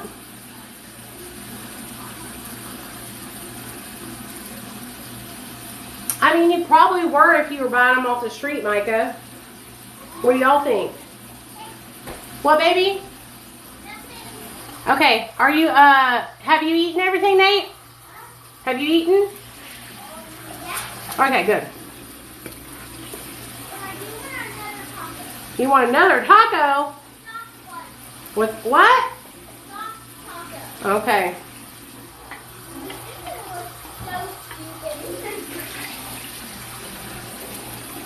Oh yeah, Mel. That happens to a lot of people too. That's why with methadone, I think it's really important for you to be on a lower dose. That's just my opinion. I'm not a doctor, but I know a lot of people who get up there into like 130, 140, 150. That's a lot. You know what I mean? So I feel like the best thing to do with both of them is to stay low, both medications, because the lower you are, the easier it is on your body, and the better the medication works, especially with Suboxone. When you're on too high of a dose, you feel like crap. Or at least I did. Can you try to put this shirt on Bendy? Yeah, let me do my face real fast. Yeah, me and my husband were on a high amount of methadone. That's the only reason why I know is from personal experience. I got a tan today, y'all. You can see I got me a little tan today. I had fun today, Nate. We're going to have to do that again. Okay? We'll go outside tomorrow and play somewhere. What, is this dirty? I just found it in my closet. No. Yes. Would that even fit him? It doesn't fit him, but there you go. Can I try Mario now? Okay. Can I try Mario? Do you think his head's too fat? It might be. Why? Because how would we do? Let me see it. How would we do Yoda? Come here, Mario. How would we do Baby Yoda? Hold on. Come here, Mario. Mario, get your fat head through there. There you go. He looks like a butt. He looks just like you. No, he does not. Like a little penis wrinkle. No. You're a vagina wrinkle. You're a vagina wrinkle. I'm just playing. I'm not a penis. I'm just playing. You know that. You're a penis. We're just being silly. I have to. I love it.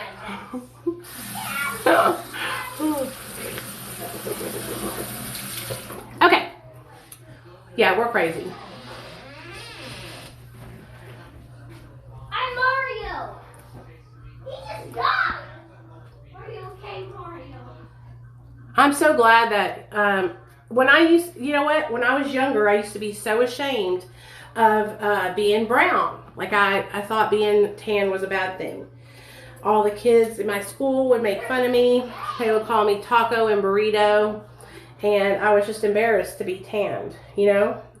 Now that I'm older, I am so grateful. He is a good boy. He's a very good kid. He is my light. Hi, Nate. We had the best time today. We went to the golf course and we went and did bumper boats. We had the best time today. That's my little knight. My little knight in shining armor, Nathaniel. He saved my life. Wait. Uh-huh. Can you take this off? I want to try to put shorts on him now. Okay, don't burn yourself on that. That's my straightener pot. How would you take this off? Yeah. Nate, baby, listen to me, son. I know you're having fun, but we don't need to put our brand new clothes on this guy. And pick up all this trash in your room, please, baby. Mercy, that boy is a mess. I'm half Mexican and half Italian. My mom's Mexican, my dad's Italian. I'm 50-50. Because they're both like straight up Mexican, straight up Italian.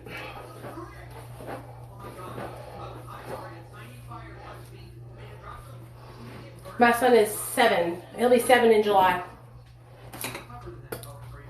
And he saved my life.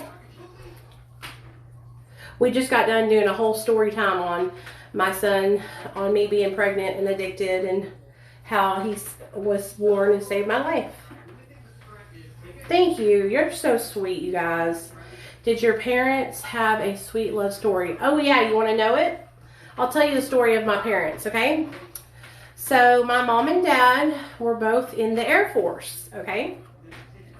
They were stationed, don't worry, I upload all my live streams to TikTok or to YouTube. So if you missed this video, you'll see it on YouTube. I'm going to upload it after this. Can you show them Gang Mario? Show him. Don't touch that. It's hot. Gang Mario. Gang. And he has underwear on his Gang head. Okay. Nate. He died. Pick it up and put it He away. died. Mario, we need pasta. Oh, I was just, Smiley, if you messaged me, you're one of the probably 500 people that have messaged me that I was just talking about that today. I'm really behind on answering my messages back. It's bad. Like, I'm trying to get through all of them, but it was like one day I just got in. It was so overwhelming. So many came at one time. But I do go through them, so I'll get to you. I just don't know when, because it's a lot of messages. It really, really is. So what was I saying? Oh yeah, mom and dad, how'd they meet? So my parents were both in the Air Force, and no, we will announce the winner on Monday, so I'm leaving it open for the whole weekend. Hold on, let me get the story and then I'll tell you all about the giveaway, okay? So, okay, so my mother and father were both stationed to Jacksonville Air Force Base here in Arkansas. And my mom's from California, my dad's from New York. Born and raised. They were both, one was born in California. My mom was born and raised in East LA, Whittier. And my dad was born and raised in Boston. Where was it at? Was it Boston, New York? No. Gosh. He lived in West Islip when he got older, but the Bronx? I don't know where. My dad was in New York though, okay? And him and my mom were eating pizza, okay? They were eating pizza. They ordered a pepperoni pizza.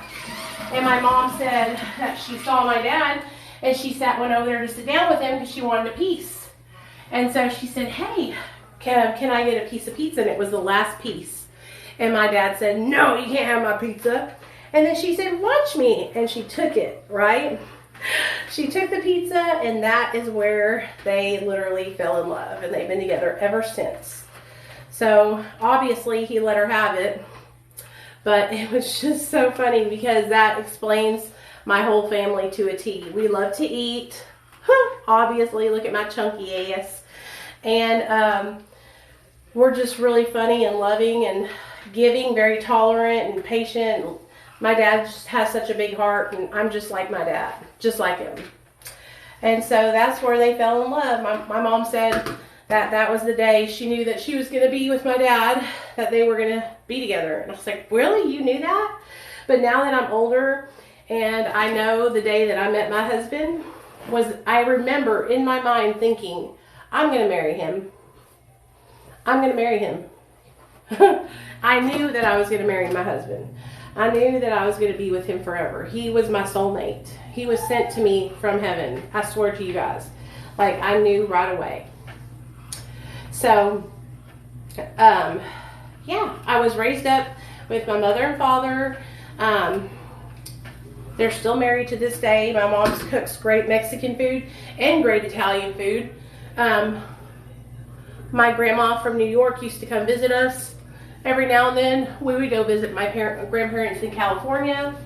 In fact, I was involved in my first and only drive-by shooting when I was younger with my grandmother in California. See, what had happened was we went down there, and it was around like the 4th of July.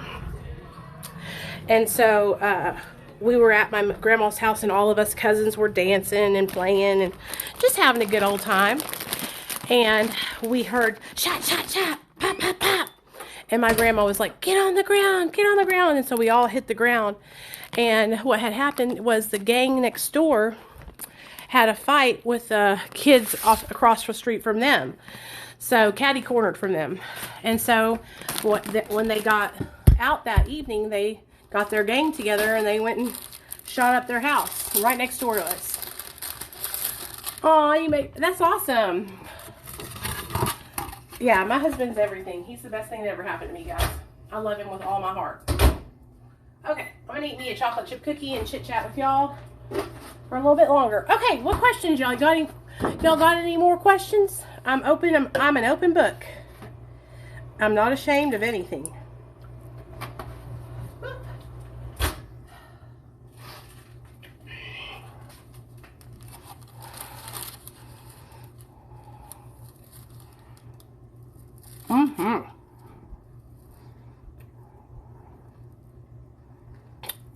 Oh, how did I meet my husband? Well, I was staying at my friend's house, Kaylee and Hunter. Now, what had happened was I had been living with Mr. Lawrence. Mr. Lawrence was a triple OG. He was an older black man. He always wore three-piece suits, alligator shoes, a hat, everything, okay? He was charging me too much, and he wasn't giving me what I wanted, which was pills.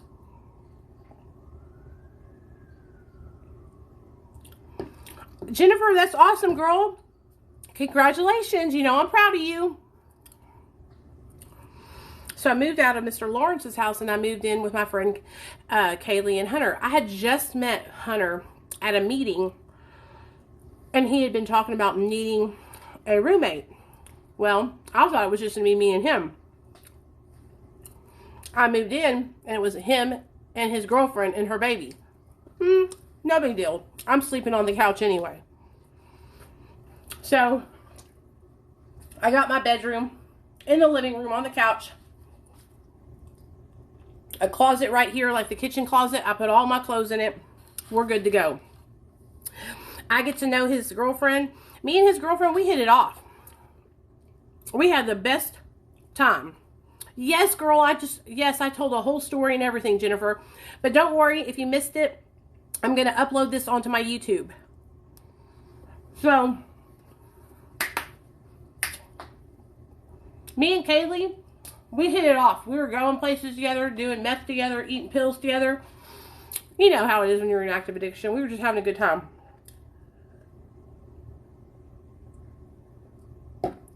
I would babysit her daughter for her when she went into work.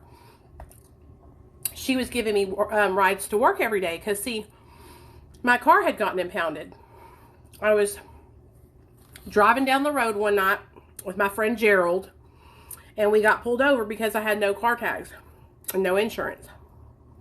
Well, when they pulled me over, I was like, holy shit, I'm going to jail because I got this syringe with some oxy in it.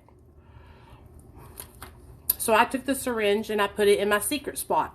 Doot, doot. You know what I'm saying? You know it, girl. I'm a mama. I put it in my secret spot, and they ended up arresting Gerald and impounding my car.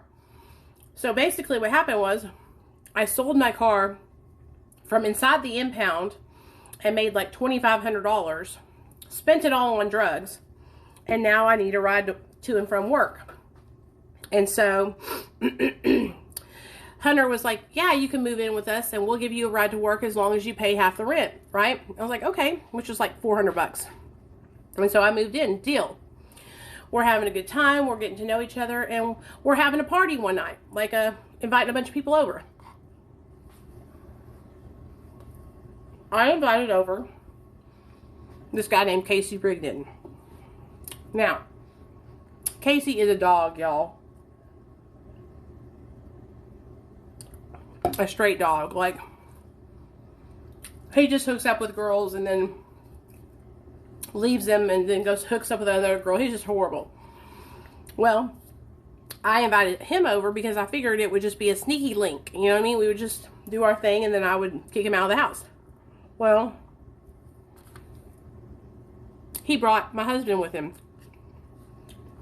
And so, my husband walked through the door. Has little spiky hair.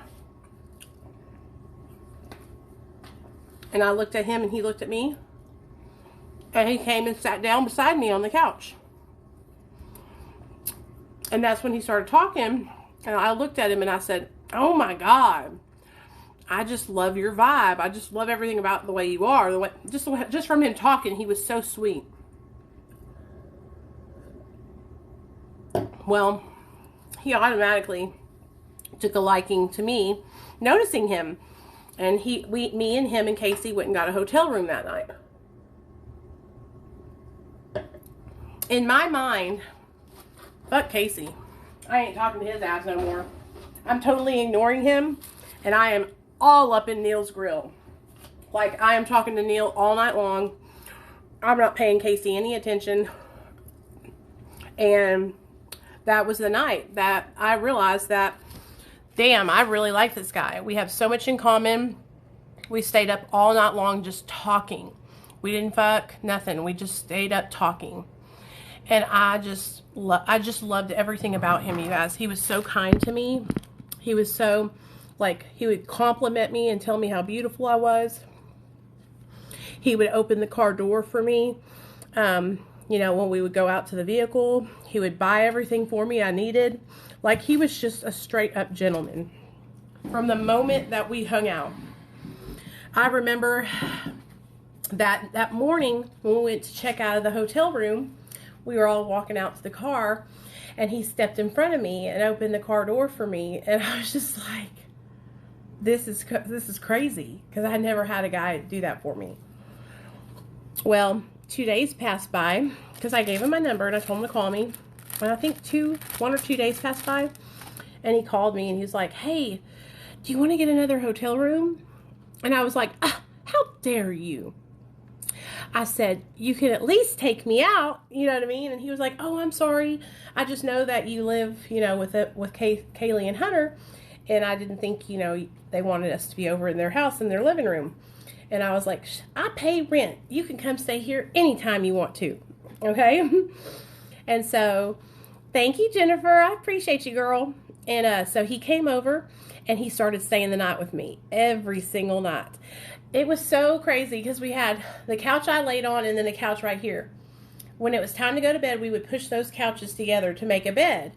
And we would lay in that thing and just cuddle and love on each other. And just, it was just love. We just loved each other. You know, we just fell so deep into love. I remember the first night I said I loved you to him. We were, you know, we were getting intimate. We were making love. And I was like, I want to say this, but I'm so afraid to tell you it because I don't want you to think I'm crazy. And he was like, I love you. And I was like, I love you too. Like, we loved each other so much from the first point that we ever hung out.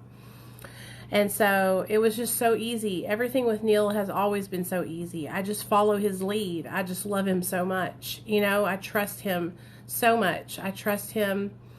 I just trust him. I trust him to take care of our family. I trust him when we drive places. I trust him. I just trust him. He has never hurt me. You know what I mean? He's never done anything that would make me not trust him. And so we went through our whole active addiction together from the time that was 2012 when I met him. And so we got sober in 2015. So we were in active addiction for 3 years together. And, but we've been together for like 9 years, you know? And Dee Dee, you know, my husband has struggled with his sobriety. He relapsed last year, and it was bad. It was bad enough to where I was like scared that that I was going to have to make a really hard decision. But luckily, he pulled it together and pulled his fucking head out of his ass. So now everything's good. But we work really hard. Our main focus is our son. That's all we care about. That's all we're worried about. You know, I work my job, of course, but like my main focus is my child, and he always will be. So that's how I met my husband. And we ended up getting married in 2019. And the reason why we waited so long, well, honestly, was because I was scared, because he asked me to marry him, but I was so afraid to get married. I don't know. I was just afraid to committing to that. You know what I mean? And in fact, I was scared all the way up until the moment we said I do. Because I just knew that when I said I do, all this shit was going to go downhill. You know, but I'm really glad that I said, I'm glad that we got married. No, you know where we got married at, you guys? We got married by the Justice of the Peace It was this little old man, okay, who was smoking cigarettes like a chimney, and it was inside of his apartment. Now, I do have a nice, beautiful ring. So, my husband's older than me. That's my wedding ring. He gave this to me in 2015.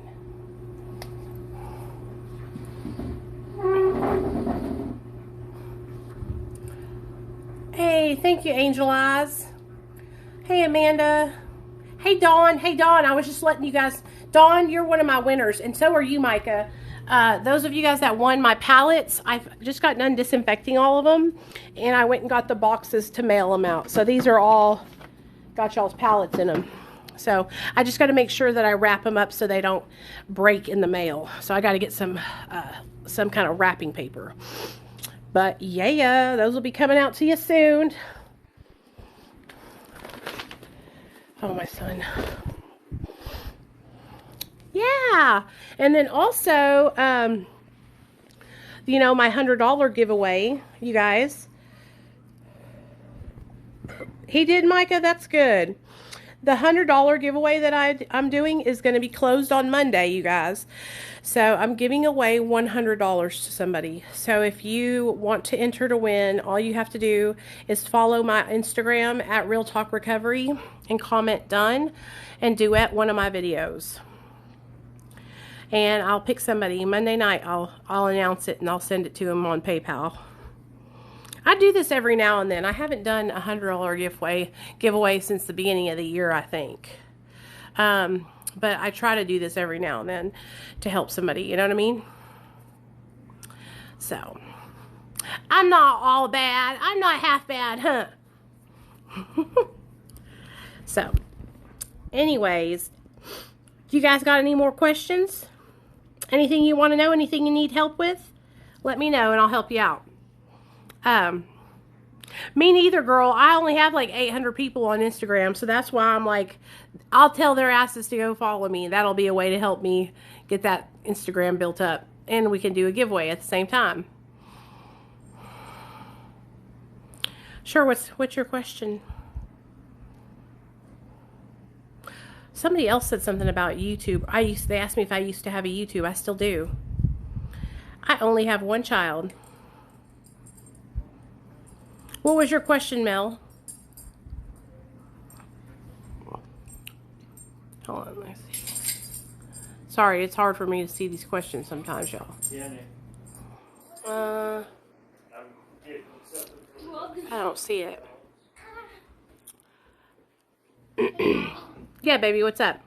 Wait, are you still on that live stream? Yes. Wait, can I call it a live stream? Used to be ashamed. Or is it counted as a... Mel, I feel like I'm up here where you were commenting. I'm almost 48 hours, no pain pills. Oh, that's great. Wait. What's that from the staff? We're very concerned. I was scared. Mom, what's 25 hours instead of 24 hours? Oh, what is he nodding out from? Probably, I mean, if he's brand new on medication like methadone, Suboxone doesn't normally do that. You have to be like really opiate naive. Mom. Yeah. 25 hours like one day, but like a little bit after. Hey, Black Widow. A little bit of time after that one day. You have 25 hours kind of.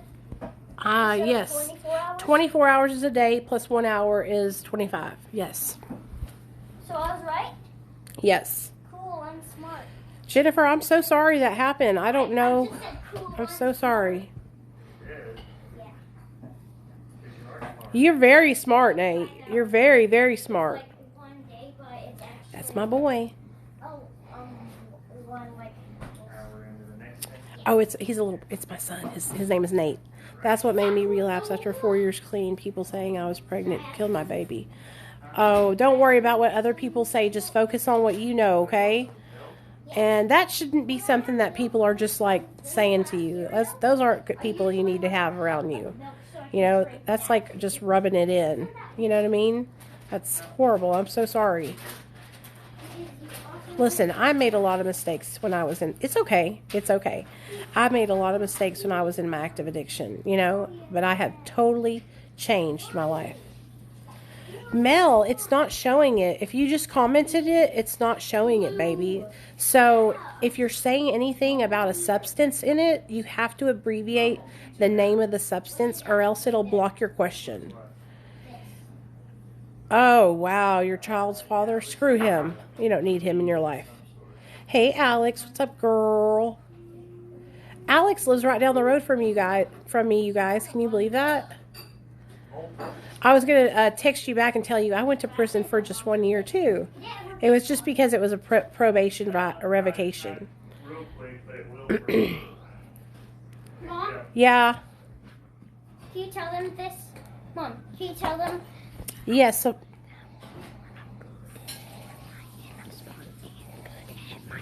yes, you are. Can you tell them that? Yes, I will in a second. Is subs a painkiller? Yes, Suboxone can be used for painkiller. It's the buprenorphine is what is the active ingredient. How long will who be taking Suboxone? Me? Oh yeah, I was at Pine Bluff, wherever that one is. Oh, Mel, you have to make sure that you're in complete withdrawal before you dose your first quarter. So what you got to do is you got to take. Did they not tell you that at the doctor? Well, anyways, what you do is you go online and you score yourself on the clinical opiate withdrawal scale, and once you hit like over a 14, then you can take it.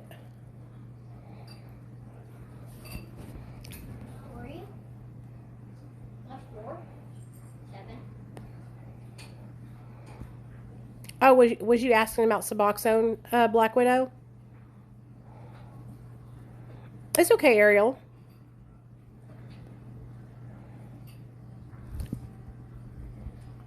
Irish J.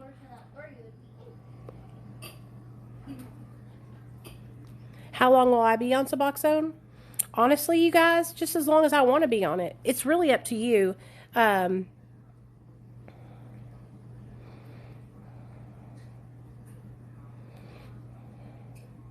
Yeah, you'll be fine. If you were just taking prescription medication, Mel, like you weren't taking anything off the street, right? If you were just taking prescription opiates that were prescribed by a doctor, then that means you were just taking a short-acting opiate. You'll be fine. You could probably go ahead and go dose right now, but it's up to you if you want to wait till tomorrow. That's okay too. But any person that I have inducted several people onto Suboxone that were taking prescribed medication from their doctor, and we always use the COWS scale to score them, and those people had to score over a 12. Now, if it's somebody that is using fentanyl or heroin, I always say to go over the 14, be over 14. So I would say 16 to 18, and then you can take it.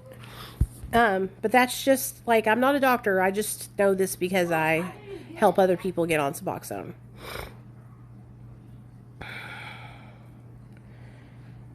So, okay, let me answer Black Widow's comment. So, a lot of people think that there has to be like a time limit, you know? And the great thing about medication-assisted treatment, if you have a good doctor, you guys, there's no time limit, okay? You use that medication for as long as you need to. If it's helping you stay sober and stay alive, then don't even worry about coming off of it. And so, when I first got on Suboxone, that's the mindset I had. I'm not even going to be, thanks Rachel, I'm not even going to worry about coming off of it. I'm just going to focus on my sobriety, focus on changing my life, focus on being a good person, focusing on being a mother, and that's what I did. And I didn't even think about it. And the next thing I know, I woke up and 3 years had passed. Yes, my right is your left, he has many times. And so then 3 years went by, and then about 3.5 years into it, I said, you know what, I think I'm ready to start tapering. And so I talked to my doctor about it, and that's when we started to do a slow taper. And that's what I've been doing ever since, a low, gradual, slow taper. So But everyone's different. Everyone's different. And honestly, the longer that I stayed on, I feel like the better I have been. Because if I had jumped off super early, I wouldn't be here today. Okay, I would have relapsed. And so I was able to get stability and change my whole life. I got a job, I have a car, I have my child back. I work with people in recovery, okay? Like, I get to do all this stuff, and I'm on Suboxone, you know? I didn't have any of those things when I got on. I had, barely had a home to live in, and my son had gotten taken from me, and so it really helped me get my life stabilized. And I'm telling you, I recommend, if somebody has tried to get sober over and over and over again, and they were like me, and they couldn't, and they kept relapsing, I think Suboxone is amazing. What implant did he get? I don't understand. I don't know what an implant is. The Sublocade shot?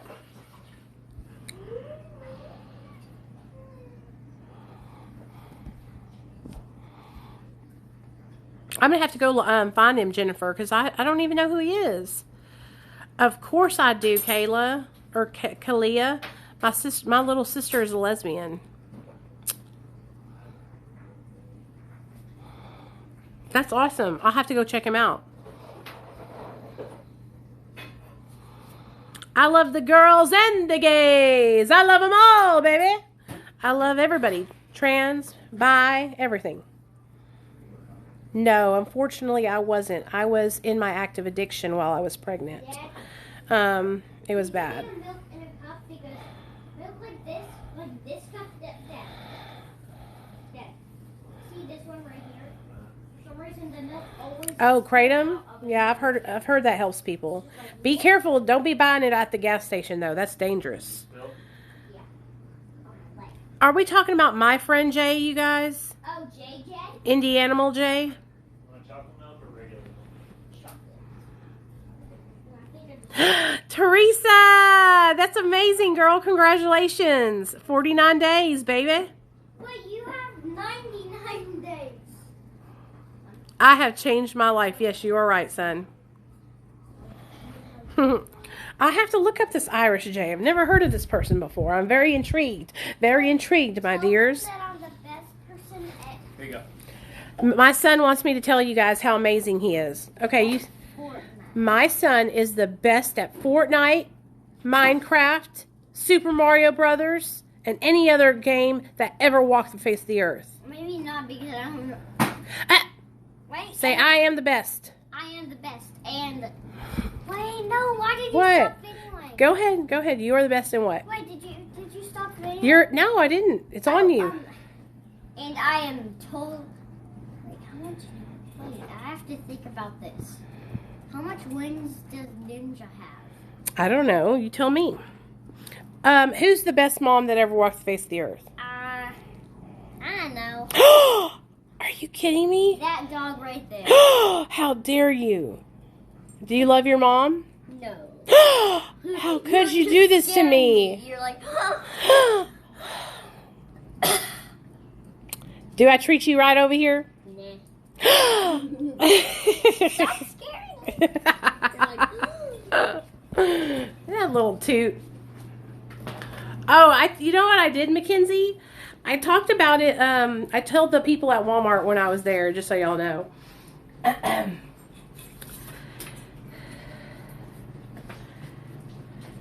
Hey, she says your knee looks a lot better. Dee Dee knew. She recognized it, Nate. It's gotten a lot better, hasn't it, girl?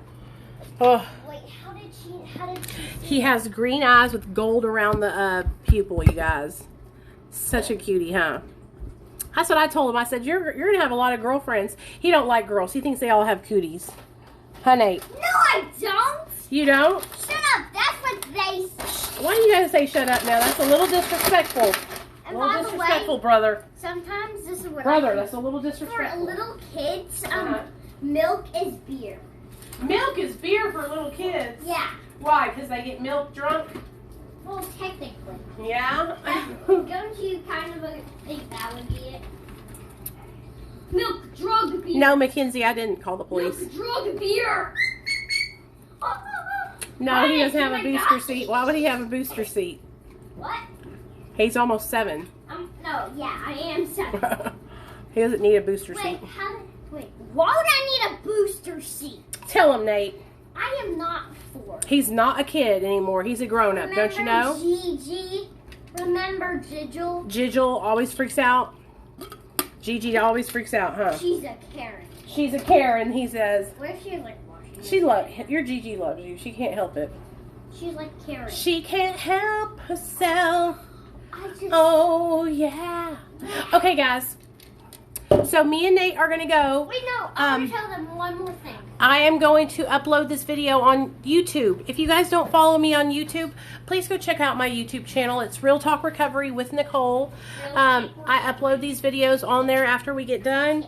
Also, if you guys want to enter into the giveaway, all you have to do is follow my Instagram. May I ask why Kratom is dangerous to buy from the smoke shops? You have to finish that with from smoke shops, because they put other chemicals in it, and it's not pure unadulterated Kratom. Okay? Kratom from like a reputable vendor from overseas is more better. It's like organic and shit. You don't need to get the stuff from the gas station because it can have other stuff in it. It's not good at all. And I'll tell you this, you got to be careful with that Kratom because you can get addicted to it too. I have had a couple of friends who got on it to get off of Suboxone, and they ended up with a Kratom addiction. I'm talking buying pounds of it a day. Pounds and kilos, you guys. Okay? So you got to be careful. If you're using it to get off something, I would say don't do that. I would say just work on tapering off of whatever you're on, because it just adds something to it. You know what I mean? Wait, can I show And then my there's dog? also, now, Dee Dee, that's that Tiana stuff. Tia, and that's tianeptine. That's a whole drug that gives you an opiate high, and it literally is really bad. Like one of my girls, J Ship, she's one of the girls that watches my TikTok videos. She's trying to come off of that stuff, and it's hardcore. So you gotta be really, really careful, you guys. And like I said, I support you. If you're utilizing Kratom, I support you. I'm not gonna tell you that you can't do that. I just want you guys to be careful because it can be habit forming also. Nate, this is what I need you to do. I need you to pick up your bowl, put it in the sink, wash it out. Be a big boy today for me, okay? All right, you guys. I'm gonna see y'all later. You're here, J-Ship. You're here. I was just talking to them. I was just telling them about you and how you're trying to come off of that crap. See, I remember y'all. Y'all may not realize it, but I remember every one of you guys. If you comment on here and you tell me anything about your life, I'll remember your ass. Okay? Okay, so this is what we're going to do. Giveaway for $100 closes Monday. All you have to do is follow my Instagram and comment done, and duet a video here on TikTok. Shirts are for sale. All you have to do is DM me or text me the size. It's $40. I'll send you my Cash App, and half of those proceeds are going to the person who makes the shirts, and then the other half is going to go to helping somebody get into sober living. Also, I will be live tomorrow night again. I go live every single night, and so I would love for you guys to let me know what you want to talk about tomorrow. So I'm going to post a video after I hang up here, and I'm going to say, what do you want tomorrow's live stream to be about? And you guys are going to pick it, okay? All right, I love you guys. Thank you, everybody, for coming to the live stream tonight. I really appreciate you guys, and I'll see y'all tomorrow night.